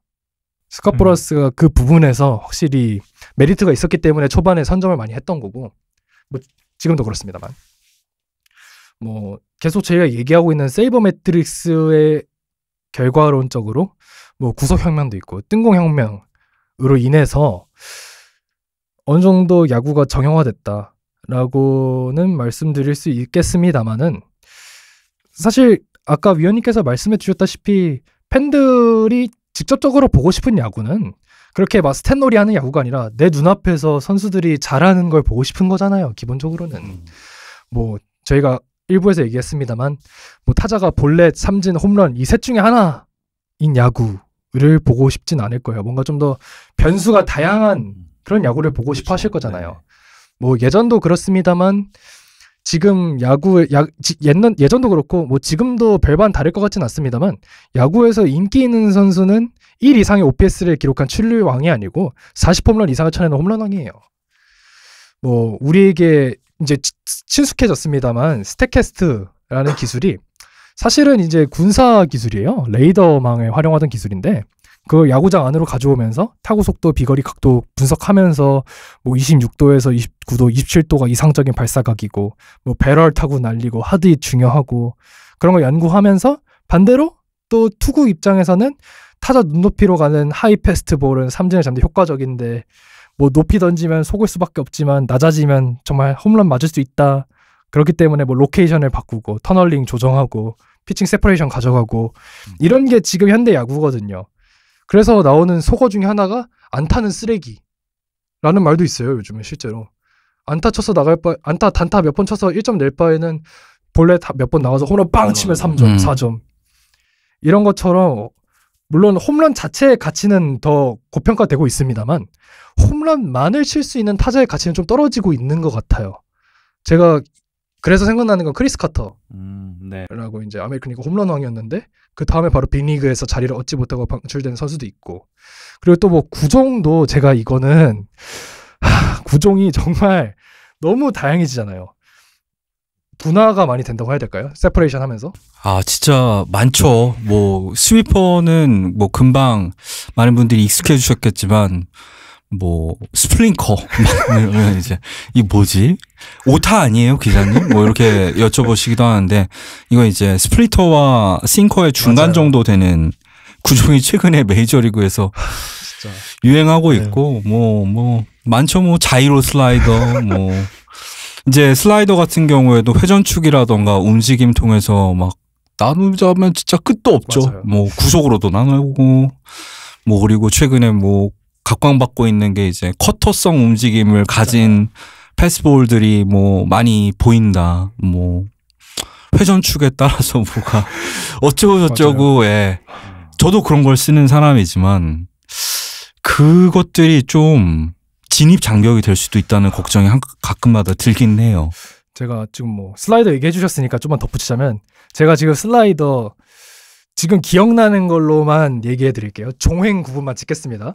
이제 슬라이더가 저희가 기본적으로 알고 있는 슬라이더를 종횡으로 나누면 요즘 나오는 게 자이로 슬라이더가 있고 스위퍼가 있고 슬러브가 있어요. 근데 자이로 슬라이더에서 종무부를 강조하면 데스볼이 됩니다. 데스볼 있죠. 왜 데스볼인지 모르겠어요. 죽음이다 뭐 이런 뜻 아닐까요? 던지면 타다가 죽나요? 근데 뭐 그렇다 치고. 근데 자이로 슬라이더에서 종무부를 없애면 슬러터가 됩니다. 슬러터. 네. 또 스위퍼를 나눠보면 스위퍼에서 종무부를 줄이면 리프티 스위퍼가 돼요. 한도 끝도 없어요. 이건 저희가 슬라이더에서 정말 단편적으로만 말씀드리는 거고 이것뿐만 아니라 이 선수가 그립을 살짝 조정하면서 똑같은 구종을 던지더라도 똑같은 그립으로 던져도 다르게 뻗어나가고 로케이션 밖을 던지고 디셉션 다르게 가져가고 정말 한도 끝도 없는 투구와 한도 끝도 없이 던지니까 결국 타자는 볼넷 삼진 홈런밖에 나오지 않는 거예요. 그런 쪽으로 한 방을 노리게 되니까 네. 그거를 언제 다 경우의 수를 분석할 수가 없잖아요. 그렇죠. 그렇기 때문에 저 개인적으로 그렇고 팬분들도 그렇고 정말 새로운 거 습득하기에도 정신이 없어요. 요즘은 매일 눈 뜨고 일어나면 새로운 뭐라도 뭔가 지표가 나오고 새로운 분화된 구종이 나오고 새로운 접근 어프로치가 나오고 그렇기 때문에 정말 저희가 이제 KBO도 그렇고 어느 정도 스포츠가 흥행하면서 정말 그냥 야구장에서 즐기는 거에는 사실 세이버가 그렇게 필요하지 않다. 물론 이렇게 계속 얘기를 하고 있습니다만 그냥 내가 직관 가서 그냥 치킨 하나 맥주 하나 사서 앞에 앉아가지고 앞에서 홈런 치는 타자가 저한테는 MVP예요. 솔직히 구장에서 어떻게 데스볼이랑 슬러터랑 그렇죠. 어떻게 구분을 하나요? 똑같이 보이죠. 뭐 패스볼이랑 변화구 정도는 보일지라도 쉽지 않죠. 이제 아저씨들이 야 저게 왜 스트라이크야 저게 왜 볼이야 그러고 심판 눈 떠. 이제는 ABS 때문에 그럴 일은 없죠. 이제 그럴 일 없지만 그것도 어떻게 보면 야구장의 낭만이었습니다만은 그렇죠. 그래서 이제 경기 끝나고 이제 심판들의 스트라이크 콜 존 가지고 막 욕하는 경우도 있고 저 심판 퇴근존이네 뭐네 이런 얘기도 있었지만 이제 그런 건 찾아볼 수 없게 됐다. 그것도 발전이라고 할 수 있을까요? 엄청난 발전이죠. 점이 없어졌다는 것만으로도. 네. 일단 화 덜 내는 것만으로 발전입니다. 야구 팬의 혈압을 좀 신경 써주는 것 같아서 좋은 것 같네요. 네. 이번에는 우리 또 한국인들이 좋아하는 시간이죠. 비교를 한번 해볼 건데요. 또 유행하는 또 게임이 또 밸런스 게임이 또 있지 않습니까? 그리고 또 제가 최근에 이현우 기자님 유튜브에서 그 오타니와 저지가 만약에 같은 리그에 있다면 둘 중에 누가 MVP를 차지할까라는 영상이 최근에 올라왔더라고요. 거기에 댓글을 보는데 어떤 사람은 야 무조건 오타니가 MVP다. 어떤 사람은 무조건 저지가 MVP다. 이렇게 서로 장점을 막 비교하면서 누가 MVP를 할 거다. 뭐 이런 싸움이 좀 나는 걸 봤는데 저희는 이 두 선수를 비교하는 게 아니라 세계 3대 야구 리그라고 한다면 뭐 흔히 알고 계시다시피 MLB, NPB 그리고 KBO 리그가 있겠죠. 이 세 리그가 좀 비슷해 보이면서도 차이점이 굉장히 많다고 들었어요. 차이점이 좀 어떤 점이 있을까요? 일단 리그 흐름만 보더라도 KBO는 올해 이제 공인구 반발 기술 조정하면서 타고 투저 시즌을 보내고 있는데 이제 일본과 메이저리그는 이제 투고 타적 영향을 띠고 있는 게 가장 큰 차이이고 뭐 이거 말고도 팬덤 문화나 응원 문화 간의 간격도 상당히 큰 편이고 또 이제 우리 야구 팬들에게 가장 잘 알려졌다시피 배트 플립 같은 그런 불문율 등의 영역에서도 분명히 저는 리그 간의 차이가 있다고 느낍니다. 단일 리그 내에서도 이제 사실 플레이 스타일이나 문화 뭐 이런 것들이 빠르게 변화가 발생하고 있는데 리그 간의 차이는 어제 없을 수가 없다고 저는 생각을 합니다. 애초에 뭐 국가마다 분위기나 문화가 거의 다른데 어떻게 보면 당연한 결과라고 생각을 하고 그러다 보니 한 리그에서는 일상인 것이 다른 리그에서는 뭐 이제 메이저리그에서 우리나라의 배트플립이나 응원 문화가 화제가 되는 것처럼 다른 리그에서는 상당히 화제가 되고 차이가 존재하기에 그를 기반으로 리그 간의 교류가 이루어지고 또 이제 다른 리그에 진출하는 선수가 이제 리그 간의 차이로 인해서 뭐 고전을 하거나 이제 해당 리그에서 좀 갈등을 빚는 경우가 저는 종종 발생한다고 저는 생각을 합니다. 야수들이 아무래도 메이저리그에 비해서 뭐 수비가 안 좋아서인지 어떤지 모르겠지만 리그 단위 BABIP가 높고 투수들은 평균적으로 탈삼지는 능력은 떨어집니다만은 또 그리고 우리나라에서 개인적으로 뭐 이건 제 개인적 의견입니다만 탱킹은 의미가 없다고 생각하거든요. 우리나라의 이제 대기업의 지원을 대체적으로 받아서 뭐 리그에서 성적이라든지에 따라서 크게 팀 운영이 달라지지 않는 리그에서는 탱킹은 좀 의미가 없다고 생각하고 셀러리 캡도 사실상 실질적으로 없습니다. 생겼습니다만은 또 늘린다는 이야기가 있으니까 그럼에도 불구하고 모든 구단의 연봉 총액은 MLB 대비 KBO는 편차가 사실상 없다고 봐도 무방합니다. 또 유망주는 1픽, 2픽, 3픽을 받아도 까보기 전까지는 모르는 전 KBO가 오히려 좀 한편으로 좀 다행스럽다는 생각도 들어요. 뭔가 우리나라에서 야구에 대한 과거의 향수를 떠올리시는 분들에게는 아직 그런 상정벽해급의 그런 리그를 뒤흔드는 변화는 아직은 없다고 생각하고 앞으로도 있을지는 개인적으로 잘 모르겠습니다. 그게 낭만이라고 생각하신다면 KBO의 낭만은 지속될 것이다라고 생각을 하고 유튜브에서 가장 하이라이트에서 인기가 있는 건 수비랑 홈런. 맞아요. 수비 뭐 박혜민 선수라든지 김지찬 선수 이런 선수들이 슬라이딩 캐치, 인플레이 타구라는 거죠. 즉 투수랑 타자에서 끝나는 야구보다는 뭔가 불확실성이고 역동적으로 뭔가 선수들의 허슬 플레이를 보여주는 인플레이 상을 보는 재미가 있다는 반증이 아닐까 싶기도 하고 뭔가 좀 더 낭만적이라고 하기보다는 좀 그 사진 짤 있잖아요. 공을 굴리면 무슨 일이든 일어난다. 그것처럼 뭔가 좀 더 불확실성이 큰 그런 리그가 아닌가 KBO가 생각을 해봅니다. 뭐 사실 이 세 리그를 얘기할 때 이제 뭐 수준 차이는 굳이 길게 언급할 필요는 없을 것 같아요. 뭐 당연하지만 가장 자본력이 많고 많은 이 세계적인 유망주들이 모이는 메이저리그. 뭐 사실 일본도 그냥 인구수만 보더라도 우리나라보다 훨씬 많고. 그렇죠. 그 다음이 NPB, 그 다음이 KBO 리그. 뭐 리그의 경기력적인 측면에서는 어쩔 수 없는 부분이 있다고 생각을 하는데 저는 재미 측면에서는 이 접근성, 그러니까 뭐 알기 쉬운 언어로 뭐 볼 수 있고 바로 집 근처에 구장이 있고 이런 걸 떠나서 TV로 보더라도 KBO 리그가 줄 수 있는 재미 요소들이 분명히 저는 많다고 생각을 하거든요. 기본적으로 메이저리그 사무국이 계속 추구하는 게 타고 투저고 맞아요. 인플레이가 많이 나오는 건데 그걸 지금 KBO 리그가 하고 있거든요. 사실은 의도한 건지 아닌 건지 모르겠지만 뭐 단적으로 말씀드리면 이게 수비의 차이에서 오는 걸 수도 있고 여러 가지 요인이 있겠지만 메이저리그 지금 내셔널리그는 3할 타율 넘는 타자가 3명이거든요. 그러니까 15개 구단에서 3할 타자가 3명인 거죠. 그렇죠. 우리나라 같은 경우에는 뭐 규정 타석 빼고 제가 스택티즈에서 정렬을 해보니까 30명 가까이 되더라고요. 그러니까 각 팀당 3명씩 있다는 거잖아요.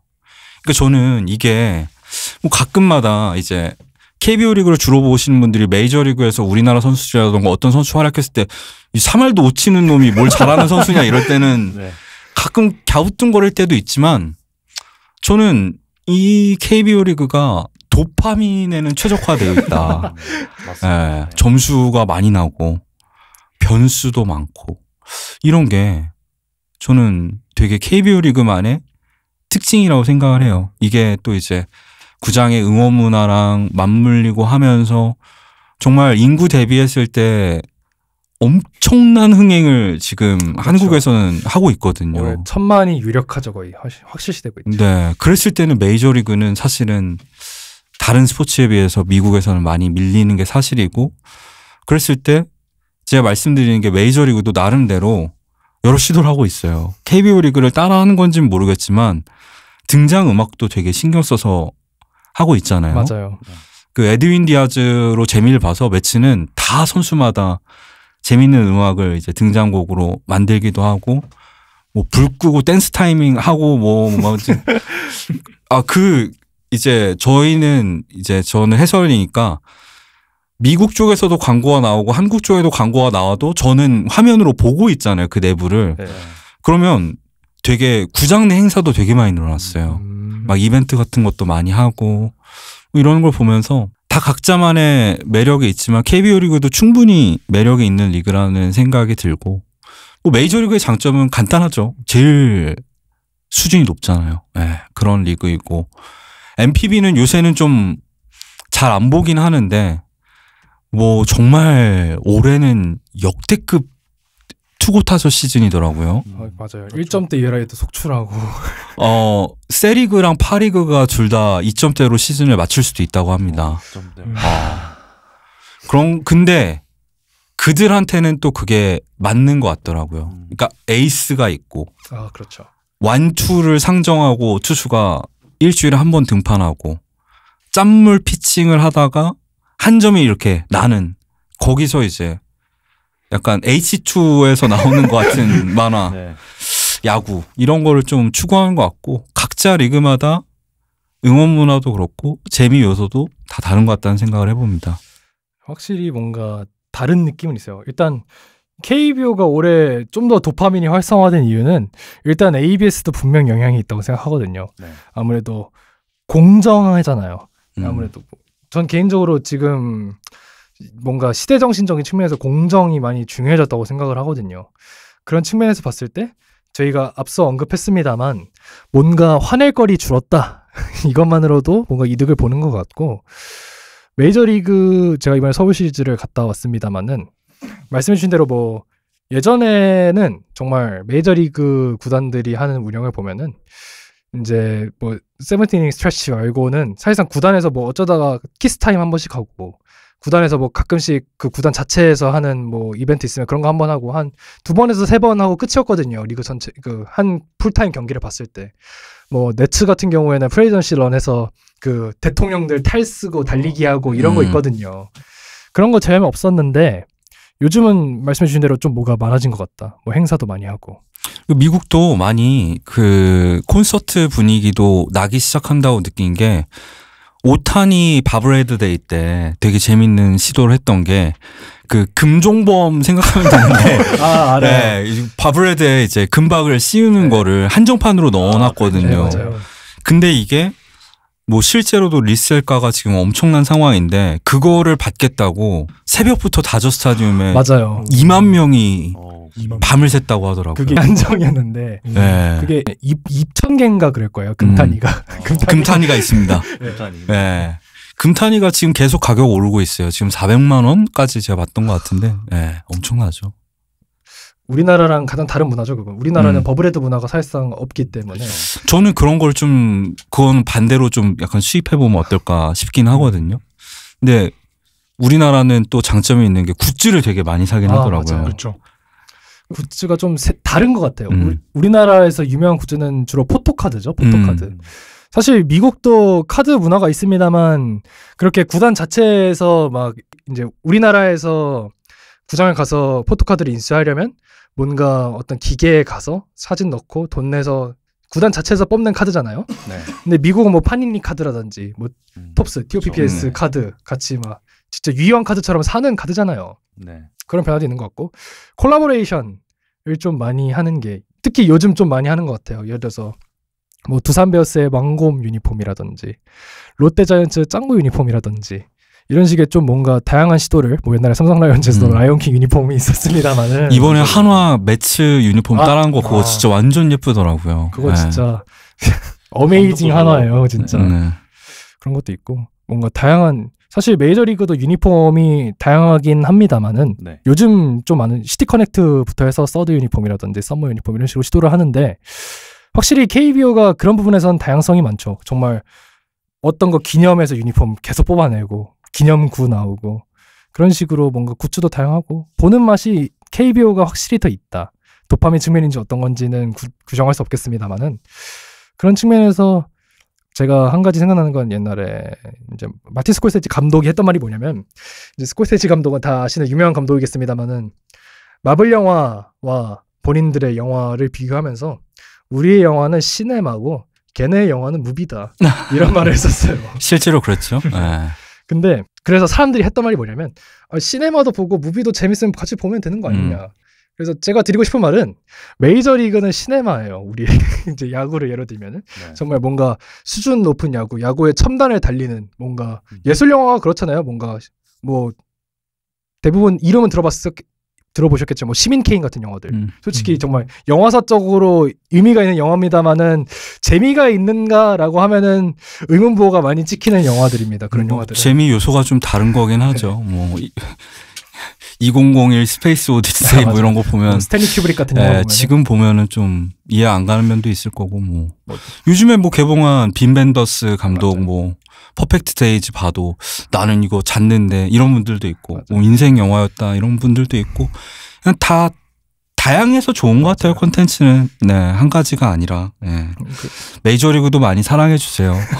그래서 뭐 저희가 계속 이렇게 말씀드리고 있습니다만 메이저리그도 그 나름의 맛이 있고 KBO도 그런 말 많았잖아요. 막 몇 년 전에 WBC 참사하고 막 그러면 실력이 떨어지니까 국제 경쟁력 잃고 이제 KBO 인기도 떨어지겠구나 했습니다만은 오히려 또 KBO는 계속 상업적 전성기를 구가하고 있습니다. 올라갔죠. 네. 이런 면에서 제가 아까 말씀드린 것처럼 이제 KBO가 그 스콜세지 감독의 무비 포지션을 가져간 게 아닌가.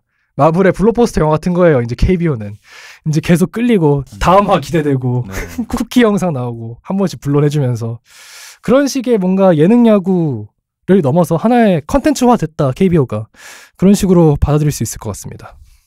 네, 최근에 야구판에는 새로운 규칙들이 또 많이 도입이 되고 있죠.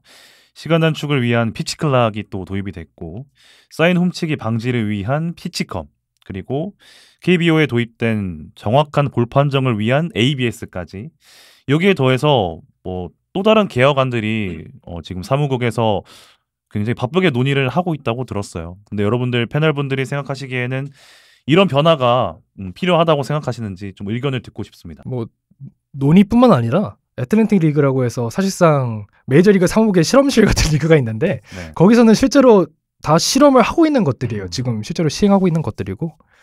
네. 일단 저는 좀 선수들을 좀 부상에서 보호하고 또 이제 원활하고 좀 즐거운 경기 진행을 위한 것이라면은 스포츠의 변화는 당연히 좀 필요하다고 생각을 합니다. 근데 이제 그 과정에서 스포츠의 본질인 공정과 즐거움은 바꿔서는 안 된다고 생각을 하는데 가령 이제 올해 KBO에 도입된 ABS가 팬들에게 가장 환영받은 이유가 스포츠의 가장 중요한 가치 중 하나인 공정을 보장하기 때문이고 또 볼 판정에 대한 판정십이나 뭐 승부 조작의 위험성 등을 사라지게 했기 때문이고 또 피치컴도 어떻게 보면 비슷한 결인데 반면에 좀 최근 언급되는 뭐 피치클락이나 선발 6이닝 의무제도 이런 것들은 사실 뭐 목적은 경기 시간을 줄이기 위한 목표로 제시된 개혁안인데 뭐 현실성도 문제지만 과연 야구를 좀 더 재미있게 만들 수 있는가라는 질문에는 저는 대답하기 힘들지 않나라고 저는 생각을 합니다. 더불어 저는 애초에 경기 시간이 줄어들면 야구가 더 재미있어지는가라는 명제도 개인적으로는 좀 의아하게 느껴지는데 특히 이제 선발 6이닝 의무제나 뭐 더블훅, 투수 세타자 의무 상대 제도는 모든 팀이 뭐 5선발 로테이션을 완벽하게 돌릴 수 있는 것도 아니고 또 상황에 따라서는 투수가 1이닝을 모두 책임질 수 있는 것도 아닌데 그것을 강제하게 된다면 오히려 경기의 재미도 떨어뜨리고 스포츠의 본질과도 어긋난 부분이 아닌가라는 저는 생각이 들더라고요. 네.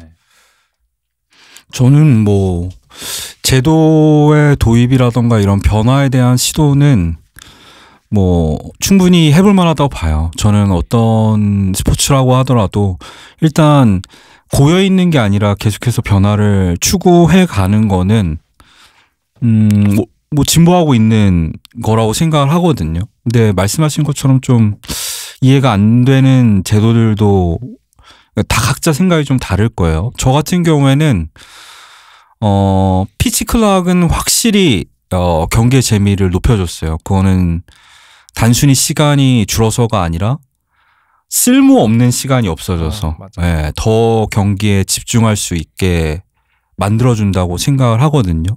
뭐 그게 부상 위험성을 높인다는 얘기도 있지만 사실은 유의미한 변화는 안 나왔죠. 통계적으로는 맞아요. 보이지 않는 상황이기 때문에 저는 KBO 리그에도 도입되면은 더 재밌을 것 같다고 생각을 해요. ABS는 진짜 메이저리그 꼭 도입했으면 좋겠는데 아마 안 될 것 같아요. 그게 맞아요. 심판 노조 때문이 아니라 선수들이랑 팬들이 싫어한다고 하더라고요. 맞아요. 그래서 아마 챌린지 제도로 부분적으로 도입될 것 같은데 아니 그러면 경기 시간 오히려 늘어질 것 같은데 뭐 이런 여러 가지 생각을 하고 있긴 하거든요. 근데 뭐 이런 거 있잖아요. 시프트 제도 시프트 제한이죠. 금지는 아니고 정확하게 제한인데 그거를 왜 하냐 굳이. 지금 발전된 시프트 수비 시프트인데 이걸 왜 굳이 강제하냐 했는데 도입하니까 좋더라고요. 네. 이런 것처럼 해보지 않기 전에는 모르는 것들이 분명히 있을 것 같아요. 그러니까 저는 좀 개방적이었으면 좋겠어요. 야구가 왜냐면은 모든 스포츠 중에서 저는 가장 보수적인 측면이 팬들이나 관계자들한테 있는 스포츠라고 생각을 하기 때문에 뭐 제가 야구를 좋아하고 저는 야구 경기 긴 거 아무 상관없는데 그거랑 별개로 이런 시도들은 좋다고 보여집니다. 저도 일단 시도 자체는 항상 긍정적이에요. 뭔가 말씀해 주신 대로 변화를 가져간다는 건 고여있는 것보단 무조건 낫다고 생각을 하는데 네. 앞서 승환님께서 말씀해 주신 대로 뭔가 리그가 그동안 한 번도 가지 않은 미지의 영역에 대한 도전이라든지 과거에 뭔가 어떤 다른 방식으로 접근하는 건 좀 경계할 필요가 있는 게 저희가 일부에서 이현우 의원께서 언급해 주신 선발 6이닝 의무제 같은 경우는 솔직히 저는 거의 목리에 가깝다고 보거든요. 선발 6이닝 의무제 같은 경우는. 사실 3타자 제한까지는 그럴 수 있어요. 어느 정도 뭐 피치클락이랑 비슷한 결이겠죠. 3타자 제한 한다는 건. 아무래도 투수에 대한 활용이라든지 뭐 리그 경기 시간이라든지 그런 거 있는데 선발 6이닝 의무제는 솔직히 저희가 앞서 일부에서 선발이 지속적으로 이닝을 끌어주는 과거 야구가 뭐 낭만적인 어쩌네 얘기를 했습니다만 의무적인 걸 이야기하는 건 아니잖아요. 사람들이 낭만을 느끼는 건 그 선수가 굳이 하지 않아도 됨에도 불구하고 자신을 바쳐서 이닝을 끌어간다든지 완투를 한다든지 그런 모습에 열광하는 거잖아요. 네. 물론 뭐 그 메이저리그에서는 뭐 투수 소모라든지 그래서 실제로 지금 로스터를 13인에서 10인으로 줄인다라는 이야기도 있다고 하더라고요. 뭐 그런 식으로 일부러 부활을 주려고 하는 건지 모르겠습니다만. 그리고 요즘 아틀란틱 리그에서 얘기 나오는 게 이제 더블룩 DH 룰인데 이게 아마 생소하실 거예요. 아마 우리나라에서 많이 안 나온 룰이라 이게 어떤 거냐면 선발 투수가 5이닝을 채우지 못하면 그냥 지명타라 자리를 날리는 거거든요. 그래서 내셔널리그 옛날 내셔널리그처럼 투수가 다시 타석에 들어서는 제도입니다. 뭐 내셔널리그의 지명타자가 없어지면서 야구의 본질적인 뭔가 근본이라고 해야 될까요? 이런 게 사라졌다라고 느끼실 수는 있겠습니다만 그게 징벌적 형태로 나타나면 안 되는 거잖아요. 뭔가 페널티잖아요. 사실상 더블훅이라는 건. 선발이 5이닝도 못 버텼으니까 너 타자만 빼. 이런 식의 변화인데 네. 솔직히 이건 좀 의문점이긴 합니다. 그래서 좀 뭔가 강제로 완급 조절을 강제로 시키게 뭔가 규정적으로 그런 건 좀 제 개인적인 입장입니다만 좀 급진적이다라고 전 개인적으로 생각을 해요. 네. 그리고 제가 최근에 들은 굉장히 극단적인 표현이 있습니다. 이 말을 처음 들었을 때 좀 놀랐던 기억이 있는데 혹자가 지금 야구는 죽어가고 있는 중이다 라는 말을 했더라고요. 그렇죠. 몇 년 전까지 꽤 미국 사설 같은 데서 많이 나왔던 이야기죠. 지금 야구는 죽어가고 있는 중이다. 이 말에 대한 여러분들의 의견도 한번 들어보고 싶은데 이현우님부터 어떻게 생각하시는지 한번 말씀해 주세요. 일단 저는 뭐 그 세계화 측면에서 뭐 축구라던가 농구에 비해서 하는 나라 자체가 별로 없는 거는 맞죠. 그래서 뭐 세계적으로 보면은 그렇게 보일 수도 있는데 저는 야구를 하는 나라 내에서는 인기가 오히려 지금 반등하고 있는 시점이거든요. 뭐 KBO 리그의 최초 1,000만 관중 돌파는 뭐 이제 눈앞으로 다가왔고 네. 메이저리그 같은 경우에도 평균 연령이 57세에서 39세로 4년 만에 획기적으로 줄어드는 일도 있었고 사실 올스타 시청률이 떨어진다 라고 하면은 맞는 얘기거든요. 근데 문제는 뭐냐면 모든 미국의 TV 시청률이 다 떨어지고 있는 중입니다. 맞아요. 그래서 상대적으로 봤을 때는 굉장히 선방을 하고 있는 중이거든요. 미국도. 일본은 야구의 나라이긴 했는데 축구도 그에 못지 않게 인기가 있었는데 요새는 오타니 때문인가? 이제 진짜 야구가 확 올라왔군요. 압도적인 리그가 됐죠. 그렇죠. 압도적인 NPB 리그가 됐기 때문에 저는 야구라는 스포츠가 위기인지 이런 쪽에선 잘 모르겠고 특히 시간이 길어서 문제다는 정말 저는 오히려 이거를 저는 장점이라고 생각을 하거든요. 제가 야구를 좋아하는 이유는 뭐 어렸을 때 뭐 하기도 했었고 취미로 하기도 했었고 뭐 보는 것도 재밌고 이런 것도 있지만 제가 가장 좋은 이유는 그냥 틀어놓고 다른 거 해도 되는 거. 아 맞아요 그거. 그러니까 안방 거실에 TV를 틀어놓고 네. 설거지를 합니다. 근데 소리가 들리는데 뭔가 이제 큰일 난 것 같아요. 그럼 그때 이제 가서 해도 리플레이가 다시 나오고 있잖아요. 이게 왜 중요하냐면 사실 축구나 농구처럼 이 공이 진짜 빠른 속도로 왔다 갔다 하는 스포츠는 엄청나게 시청할 때 피곤합니다. 그리고 그거를 좀 떨어져 있으면 무슨 일이 일어날까 봐 무섭기도 하고요. 야구는 저는 광고가 많고 이런 것도 오히려 장점인 것 같아요. 그렇죠. 예를 들면은 그런 이닝 중간에 비는 시간이 있으니까 잠실 야구장 갔을 때 잠깐 내려가가지고 맥주도 사올 수 있는 거고. 그렇죠. 그냥 뭔 일이 있었어? 뭐 이렇게 자리에 앉은 다음에 이렇게 하는 문화가 왜 나쁘지? 라는 생각을 요새 많이 하게 됐어요. 그리고 저는 매일 하는 게 장점인 것 같습니다. 야구는. 그러니까 축구처럼 막 이렇게 타이트하게 하면은 절대 이거는 다음 날에 또 할 수가 없잖아요. 맞죠. 야구는 혹자는 레저라고 하는데 사실 실제로 힘들잖아요. 힘든 거랑 별개로 또 선수들이 매일매일 할 수 있는 것도 맞는데 그래서 좋은 점이 뭐냐면 KBO 리그 기준으로 했을 때는 월요일을 제외하면 항상 저녁에 해요. 그렇죠. 볼지 말지는 우리 결정이잖아요. 그날 약속 있으면 안 보는 거지만 네. 약속 가서도 뭐 핸드폰으로 스코어 스코어 확인하고 한번 확인할 수 있는 거고 항상 일희일비 하루에 한 번씩 할 수 있고 굉장히 저는 좋은 것 같거든요. 메이저리그는 물론 매일 경기가 있고요. 저는 이런 게 그냥 야구라는 스포츠의 장점을 많이 보자라고 생각을 합니다. 저도 이제 개인적으로 야구가 죽어간다는 말에는 뭐 동의하지 않는데 이제 위원님께서 말씀해 주신 것처럼 다른 종목에 비하면 이제 세계화가 미진한 편이고 메이저리그도 이제 몇 년 전에는 이제 계속 위기라는 말이 들려고 KBO도 마찬가지였죠. 하지만 올해 KBO 보면은 이제 사상 처음으로 1,000만 관 정도 페이스를 이제 향해 달려가고 있고 메이저리그도 이제 말씀해 주신 것처럼 팬들의 평균 연령도 획기적으로 낮아졌고 일본 프로 야구도 이제 여전히 국내에서는 굉장히 인기 있는 스포츠죠. 결국에는 죽어가고 있는 상태는 아니지만 여전히 타 종목과는 이제 경쟁해야 하는 상태가 더 오는 것 같습니다. 더불어 이제 위원님께서 경기 시간 말씀해 주셨는데 저는 이제 궁극적으로 소요되는 시간이 줄어든다고 재미를 보정하는 건 아니라고 생각을 합니다. 가령 이제 뭐 기아와 롯데 15대 15 경기나 혹은 이제 2023년 한국 시리즈 3차전처럼 혹은 이제 과거 선동열 전 감독과 최동원 코치님의 투수전처럼 시간이 오래 걸리더라도 경기의 재미는 결국 그 경기의 퀄리티가 좌우한다고 생각을 합니다. 그래서 소요되는 시간의 절대적인 양보다는 이제 콘텐츠, 즉 경기의 질에 더 신경을 기울이는 방향이 저는 맞다고 생각을 하고 더불어 경기 시간을 줄이기 위해서 이 현실성이라는 요소를 희생시켜야 한다?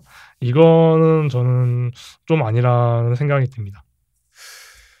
사실 야구가 죽어간다라는 명제는 저는 개인적으로 국제적 영향력이 떨어진다라고 많은 분들이 지금은 얘기하시는 것 같아요. 사실 한 몇 년 전까지 야구가 죽어간다라는 이야기를 했을 때 그 명제가 의미하는 건 실제로 야구를 시청하는 연령층이 높아지고 야구가 루즈해진다라는 이야기가 실제로 있었기 때문에 뭐 10년대 후반이라든지 그런 데는 솔직히 동감을 할 수 있어요. 그 당시 야구계나 실제 스포츠에서 차지하는 위상이나 실제로 뭐 KBO라든지 MLB라든지 지표들을 봤을 때 실제로 야구에 대한 관심도가 떨어질 수는 있겠다라고 정의를 할 수 있겠습니다만, 계속 앞에서 다른 패널분들이 잘 말씀해 주셨다시피 지금 시대에서는 뭐 야구가 국제적 영향력을 상실한다, 그럴 수 있죠. 왜냐면 뭐 흔히들 얘기하시는 게 올림픽 종목 많이 얘기하시잖아요. 올림픽 종목에서 야구가 상대적으로 세계화가 덜 됐기 때문에 네. 지금 뭐 당장 28년 LA 올림픽에서는 당연히 개최를 합니다만은 그 이후 올림픽에서는 존치될지 여부가 불확실하다라는 이야기가 많이들 나오고 계신데, 사실 이건 뭐 소신 발언입니다만은 그렇게까지 야구가 올림픽 종목에 들어가는 것에 대해서 그렇게까지 신경을 써야 될까라는 생각은 좀 개인적으로는 하고는 있어요. 왜냐면 지금 올림픽 종목에 굉장히 많은 종목들이 있습니다만, 예를 들지 않겠습니다만은 지금 뭐 실업계로 많이 활동을 하고 계시죠. 그런 분들은 뭐 어디 시청이라든지 어느 기업사에서 활동을 하고 계신데, 사실 그런 분들이 올림픽 종목에서 활동을 하시는 것과 지금의 프로야구 시스템을 비교해 봤을 때 어쩌면 개인적으로 전 더 건강한 시스템은 프로야구 시스템이라고 생각을 하거든요. 비록 아마추어적 측면이 좀 떨어질 수는 있습니다만은 그 스포츠가 실질적으로 상품성이 있어서 돈을 벌어다 주고 그걸로 인해서 국민적인 아니면 세계적인 공감대를 이끌어내서 지속적으로 자본이 돌게 하는 게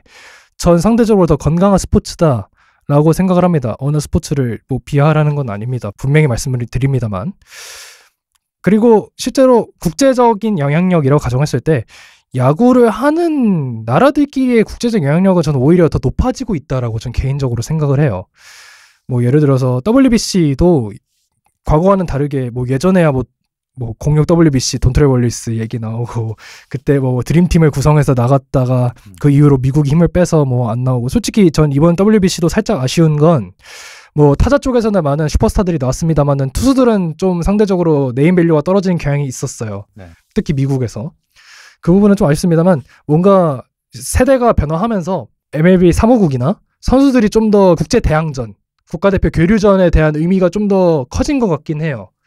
뭐 예를 들어서 커쇼 선수도 뭐 WBC에서는 안타깝게 못 나왔습니다만은 실제로 나가겠다 천명한 적도 있고, 하퍼도 부상 때문에 못 나왔지만 나가고 싶었다라는 얘기를 분명히 했고, 뭐 마이크 트라웃 같은 선수도 뭐 가을 야구와는 연이 없습니다만 이번에 WBC를 통해서 나는 정말 내 인생에서 이렇게 열정적인 야구를 해본 적이 없다라고 주변 미국 선수들에게 얘기를 한 것도 있고, 그렇기 때문에 저는 오히려 실제로 KBO도 그렇고 메이저리그도 그렇고 NPB는 제가 솔직히 말씀드리면 정확하게는 안 봐서 잘 모르겠습니다만은 산풍적인 측면에서 봤을 때는 전 지금이 제일 전성기라고 생각을 하거든요. 근데 이거는 단순히 야구뿐만 아니라 전체적인 문화 콘텐츠 자체가 지금이 제가 보기에는 인류 역사상 가장 전성기라고 생각을 해요. 뭐 파이의 그 비율보다는 전체적인 시장 크기를 봤을 때, 뭐 간단히 얘기를 드리자면 올해 우리나라 KBO가 굉장히 인기를 얻고 있잖아요.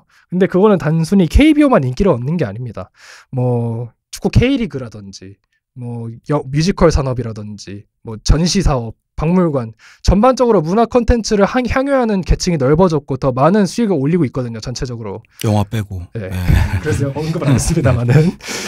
그래서 중요한 건 지금 많은 사람들이 야구뿐만 아니라 이 문화 콘텐츠에 대한 집중도가 확실히 높아졌어요.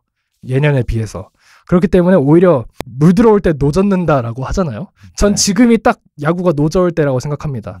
앞서서 패널분들께서 잘 말씀해 주셨다시피 야구의 가장 큰 어쩌면 단점이자 장점은 긴 시간을 향유한다는 건데, 스포츠에서 최근에 KBO에서 며칠 전에 흥행 분석 자료를 봤을 때 가장 많은 분들이 좋아해 주시는 요인 중에 하나는 가성비가 좋다라는 겁니다. KBO나 야구가 그 오랜 시간을 뭐 길게는 뭐 3시간에서 무박 2일 경기도 하잖아요. 최근에 그런 경기를 단돈 10,000원을 주고 음식과 문화 콘텐츠와 거의 노래방급의 노래를 불러가면서 즐길 수 있는 콘텐츠는 많지 않죠.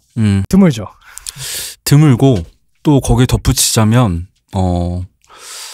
아이돌 좋아해서 거기 콘서트 가려면 앨범을 많이 사야 됩니다. 아, 그렇죠. 이게 당첨 확률을 높여주기 때문인데요. 야구장은 사실 아이돌 팬들에 비해서 예매 난이도가 정말 쉽죠. 그렇죠. 요즘 네. 좀 어려워졌습니다만. 어려워졌습니다만 아이돌 팬들이 생각하면 굉장히 웃긴 수준의 그렇죠. 난이도이고 그 다음으로 말씀드려야 될 게 이 가성비 측면이 반드시 시간만이 아닌 게 진짜로 이제 컨텐츠를 만드는 걸 좋아하는 사람들은 아이돌들도 막 이렇게 쫓아다니면서 사진 찍고 하고 그렇죠. 악수하고 하잖아요. 근데 아이돌은 그거를 거의 그냥 못한다고 보면 되거든요. 맞아요. 근데 야구 팬들은 잠실구장에 저쪽에 버스 원정팀 버스 쪽이랑 맞아요. 홈팀 버스 쪽에 선수들이 반드시 지나가는 통로 쪽에 사람들이 줄 서 있으면은 몇 안 서 있어요. 맞아요. 그럼 100%의 확률로 사인이나 그죠. 악수나 네. 할 수 있습니다. 맞아요. 사진 찍을 수 있어요. 맞아요.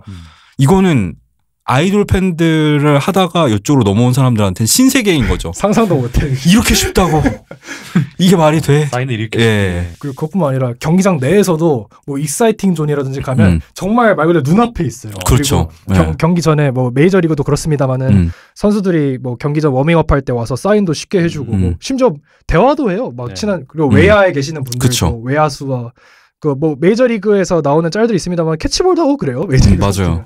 그런 식으로 뭔가 좀 더 다른 문화 컨텐츠들에 비해서 실제로 그 문화를 구현하는 인원들이 좀 더 팬 친화적이다는 거. 그게 스포츠가 가진 매력이죠. 다른 뭐 음악이라든지 영화라든지 뮤지컬 같은 거에 비해서 확실히 그건 메리트가 있는 부분이다. 그리고 맨날 한다. 네. 그렇죠. 그게 제일 좋은 것 같아요. 네, 자 그럼 이제 마지막으로 지금 우리가 야구의 과거 그리고 현재 그런 낭만들을 봤으니까 야구의 미래는 어떤 방향으로 흘러갈지 얘기를 해보면서 마무리를 해볼까요? 혹시 야구 과거의 낭만을 부활시키면 더 좋을 것 같다 하시는 분들은 이 부분도 더해서 얘기를 해주시면 좋을 것 같아요. 일단 앞서도 말씀드렸지만 지금 뭐 야구뿐만 아니라 전체적인 이제 흐름이 효율을 중시하고 있기 때문에 아무래도 과거의 낭만이 부활하기는 쉽진 않을 것 같습니다. 당장 뭐 MLB에서 시도하는 야구 개혁도 낭만보다는 사실 효율이나 스피드에 중점을 두는 느낌이고 또 앞서 이제 프랜차이즈 스타 얘기가 많이 나왔지만 과거처럼 프랜차이즈 스타가 무조건 팀에 남을 것이라는 그런 기대도 하기 어려워진 상황이죠. 이제 맨프레드 커미셔너가 주도하는 뭐 개혁 시도들이나 뭐 잊을만 하면 뭐 새로운 기술이나 혹은 뭐 야구 이론들이 계속 제시되고 있는 흐름에 따라서 앞으로도 좀 기존의 인식을 완전히 바꿔놓을 수 있는 시도나 개혁들이 계속될 것임은 저는 확실해 보입니다.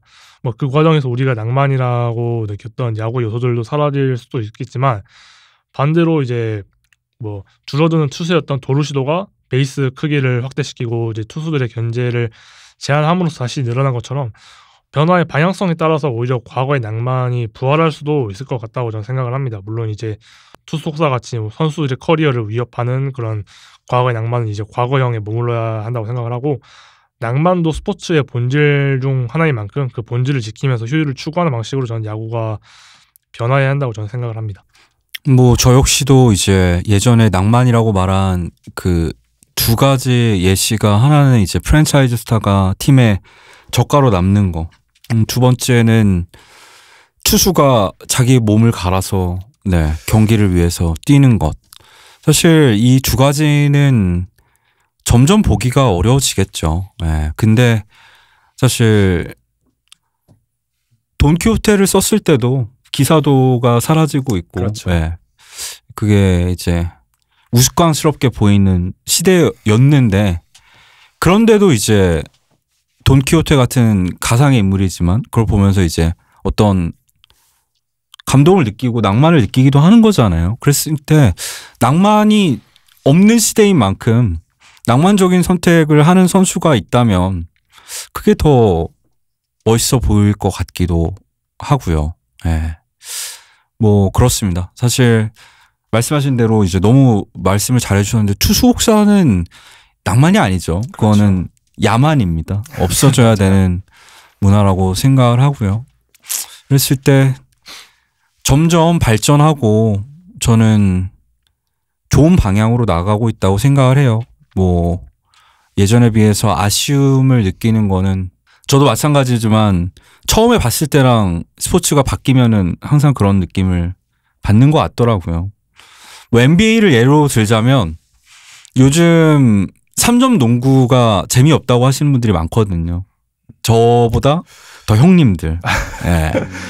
예전에 농구는 지공이었고 NBA는 특히 뭐 지역 방어는 없지만 핸드 체킹 룰이 없어가지고 그때는 그냥 골 밑에 들어가면은 얻어 맞는 거였죠. 예. 그래서 뭐 지공이고 뭐 80점, 90점 나고 뭐 그때 농구가 좋다고 하는 거는 그게 이제 첫 번째로 본 농구여서 그런 거고 사실 농구 인기는 어느 때보다 높아졌거든요. 맞아요. 막 3점 도입되고 뭐 그냥 거기도 말이 많은 게 이 세이버 매트릭스 이거 나쁜 거 수입했다. 왜냐하면 3점 슛은 3번 시도해서 한 번 들어가면 이게 33%지만 2점 슛 50%랑 같은 거거든요. 그때 포지션을 최대한 많이 가져가면서 3점 슛을 33%의 확률로 때려 넣으면은 그 팀은 이기는 스포츠가 돼버렸거든요. 이게 올드 농구 팬들한테는 굉장히 재미없지만 실제로 경기는 실제로 보면 템포가 빠르기 때문에 재밌거든요. 이런 식으로 야구뿐만 아니라 모든 종목에서 사실은 변화가 일어나고 있다고 생각을 해요. 예전에 진짜 축구도 진짜 뻥 사가지고 요새는 그렇게 안 하잖아요. 네. 모든 종목은 변하는 거 아닐까요? 네. 저는 그렇게 생각했을 때 야구의 변화를 너무 낭만이 사라지고 있다 이렇게 나쁘게 받아들이지 않았으면 좋겠다고 생각합니다. 네, 저도 사실 변화라는 건 시대가 바뀌면서 당연한 거죠. 제가 예전에 들었던 말 중에 하나가 떠오르는데 모든 게 바뀌는데 바뀌지 않는 단 하나가 여러분 뭐라고 생각하세요?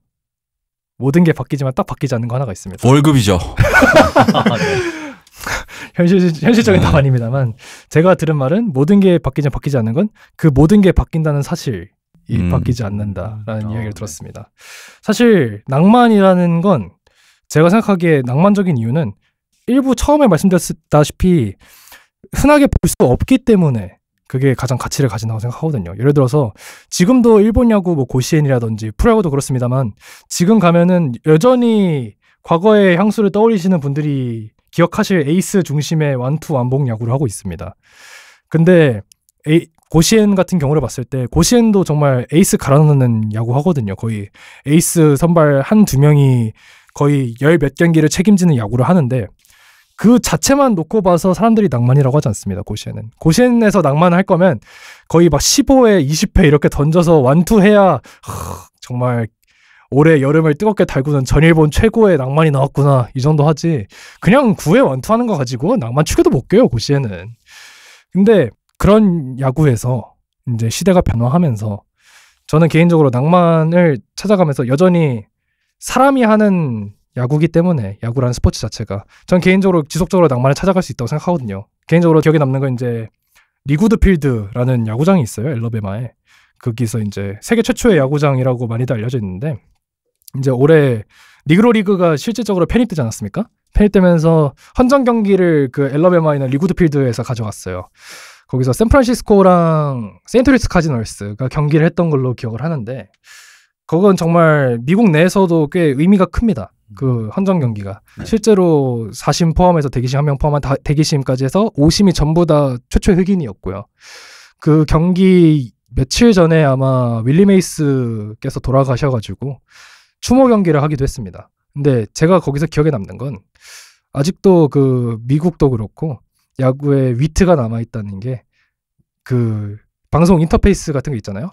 전부 다 흑백으로 깔아가지고 그 당시 이제 1900년대 초반, 1800년대 후반의 방송 인터페이스를 보여주고 뭐 유니폼도 약간 올드하게 입고 뭐 꿈의 구장 시리즈도 그렇습니다만은 그런 식으로 뭔가 지속적으로 낭만은 개발해 나가면 되는 거잖아요. 굳이 뭐 투수를 갈아 넣는다든지 그런 것만 낭만이 아니고 프랜차이즈 스타는 분명 요즘 사라지는 건 확실합니다만은 그렇기 때문에 남아있는 프랜차이즈 스타들의 가치는 더 높아지는 거고 그런 걸 보면서 나도 저 구단의 프랜차이즈 스타가 되고 싶다라는 꿈을 키우는 아이들도 분명 존재할 것이고 또 뭐 제가 한 가지 기억나는 건 올해 초에 5월인가에 체이스필드에서 다저스랑 애리조나 다이아몬드백스가 경기를 할 때 그 야구장에 벌집이 있어가지고 경기가 지연됐던 적이 있었어요.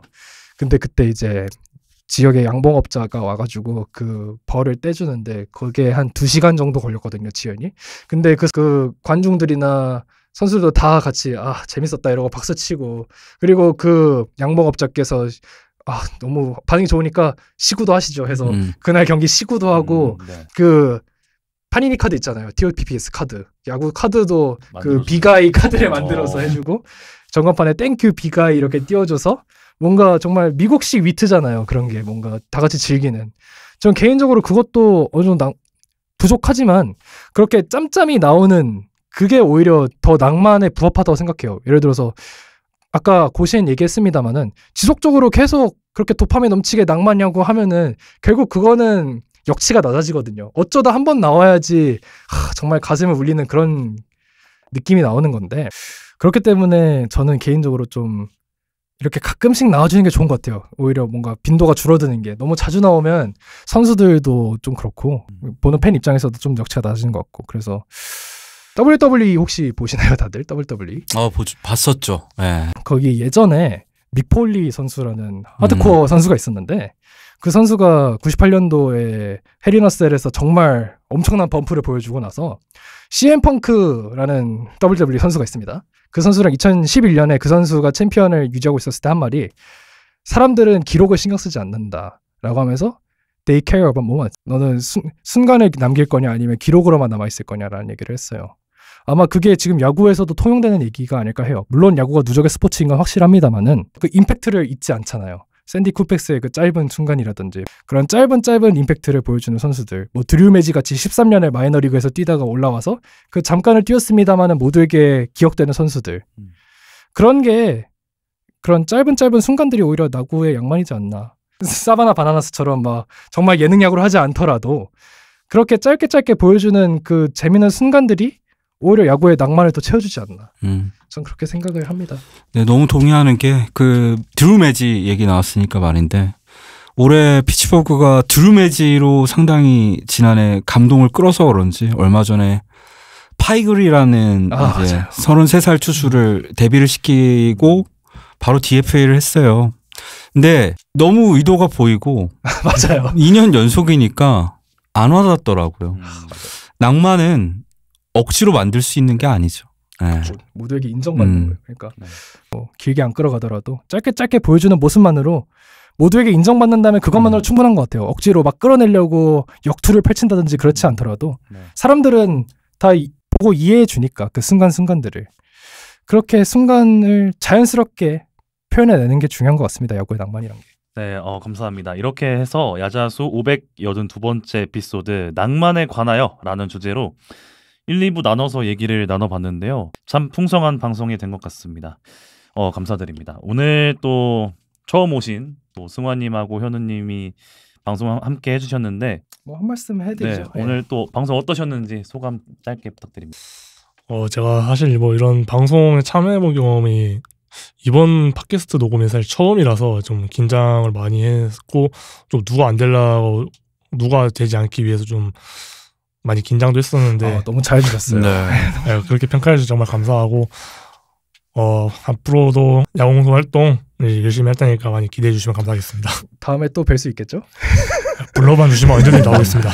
네, 이현우 의원님. 네, 저도 뭐 야구공작소 활동은 오래 했지만 팟캐스트는 나온 게 처음인데 와 정말 엄청 준비도 열심히 하시고 배울 점도 많았습니다. 저는 사실 팟캐스트 그냥 대충 하거든요. 근데 진짜 저도 좀 무슨 얘기를 해야 될까 준비도 많이 하고 하면서 여러 가지 생각을 해볼 수 있어서 좋았고 저도 마찬가지로 이제 불러주시면 또 시간이 맞았을 때 가능하겠지만 최대한 나와서 여러 가지 얘기를 같이 나누면 재밌지 않을까 생각을 합니다. 네. 뭐 덧붙이시고 싶으신 거 없으신가요? 이게 사실 1부에서 원래 얘기를 했었어야 됐는데 네이버 프리미엄 콘텐츠를 제가 운영하고 있거든요. 오늘 MLB를 연재하고 있는데 이게 9월 2일까지입니다. 그러니까 아마 1편이 나갔을 때 무료 이벤트가 끝났을 거예요. 근데 뭐 어쨌든 무료 이벤트는 끝났지만 혹시라도 메이저리그에 관심 있으신 분들은 오늘 MLB 많은 구독 부탁드리겠고요. 뭐 저 팟캐스트도 하고 유튜브도 하고 다양한 콘텐츠 하고 있는데 관심 있으신 분들은 찾아서 봐주시면 영광이겠습니다. 네. 네, 오늘 그런 방송 이걸로 마무리를 하고요. 오늘 예찬 PD님 저랑 몇 번째 방송 놀랍게도 처음인가요? 형사님이랑 꽤 있었는데 처음이에요. 같이 하는 건. 네. 네, 오늘 처음 방송이었는데 또 되게 호흡이 잘 맞았던 것 같아서 정말 좋습니다. 또 감사드리고요. 또 승환님하고 현우님은 또 첫 팟캐스트 방송이셨는데 그 방송을 또 제가 호스트를 맡게 돼서 굉장히 영광으로 생각하고요. 좋습니다. 다음번에 또 낭만적이네요. 만날 수 있으면 네, 이게 또 팟캐스트에 또 낭만을 가는 게 아닌가 하는 생각이 드는데 좋네요. 다음번에 또 뵐 수 있었으면 좋겠습니다. 그럼 오늘 방송은 이걸로 마무리를 하고요. 저희는 다음 주 월요일에 또 다른 새로운 주제 그리고 새로운 호스트, 새로운 패널로 찾아뵙겠습니다. 오늘 김예찬 PD님, 이현우님 그리고 조승환님과 함께했고요. 저는 호스트 윤영선이었습니다. 고맙습니다. 야구에 대한 자유로운 수다, 야자수. Ooh, don't we look good together? There's a reason why they watch all night long. Yeah, no, we'll turn heads forever. So tonight I'm gonna show you all. But when I walk with you, I watch the whole room change. Baby, that's what you do. No, my baby don't play. Blame it on my confidence. So blame it on your measurements. Shut the shit down on sight. That's right.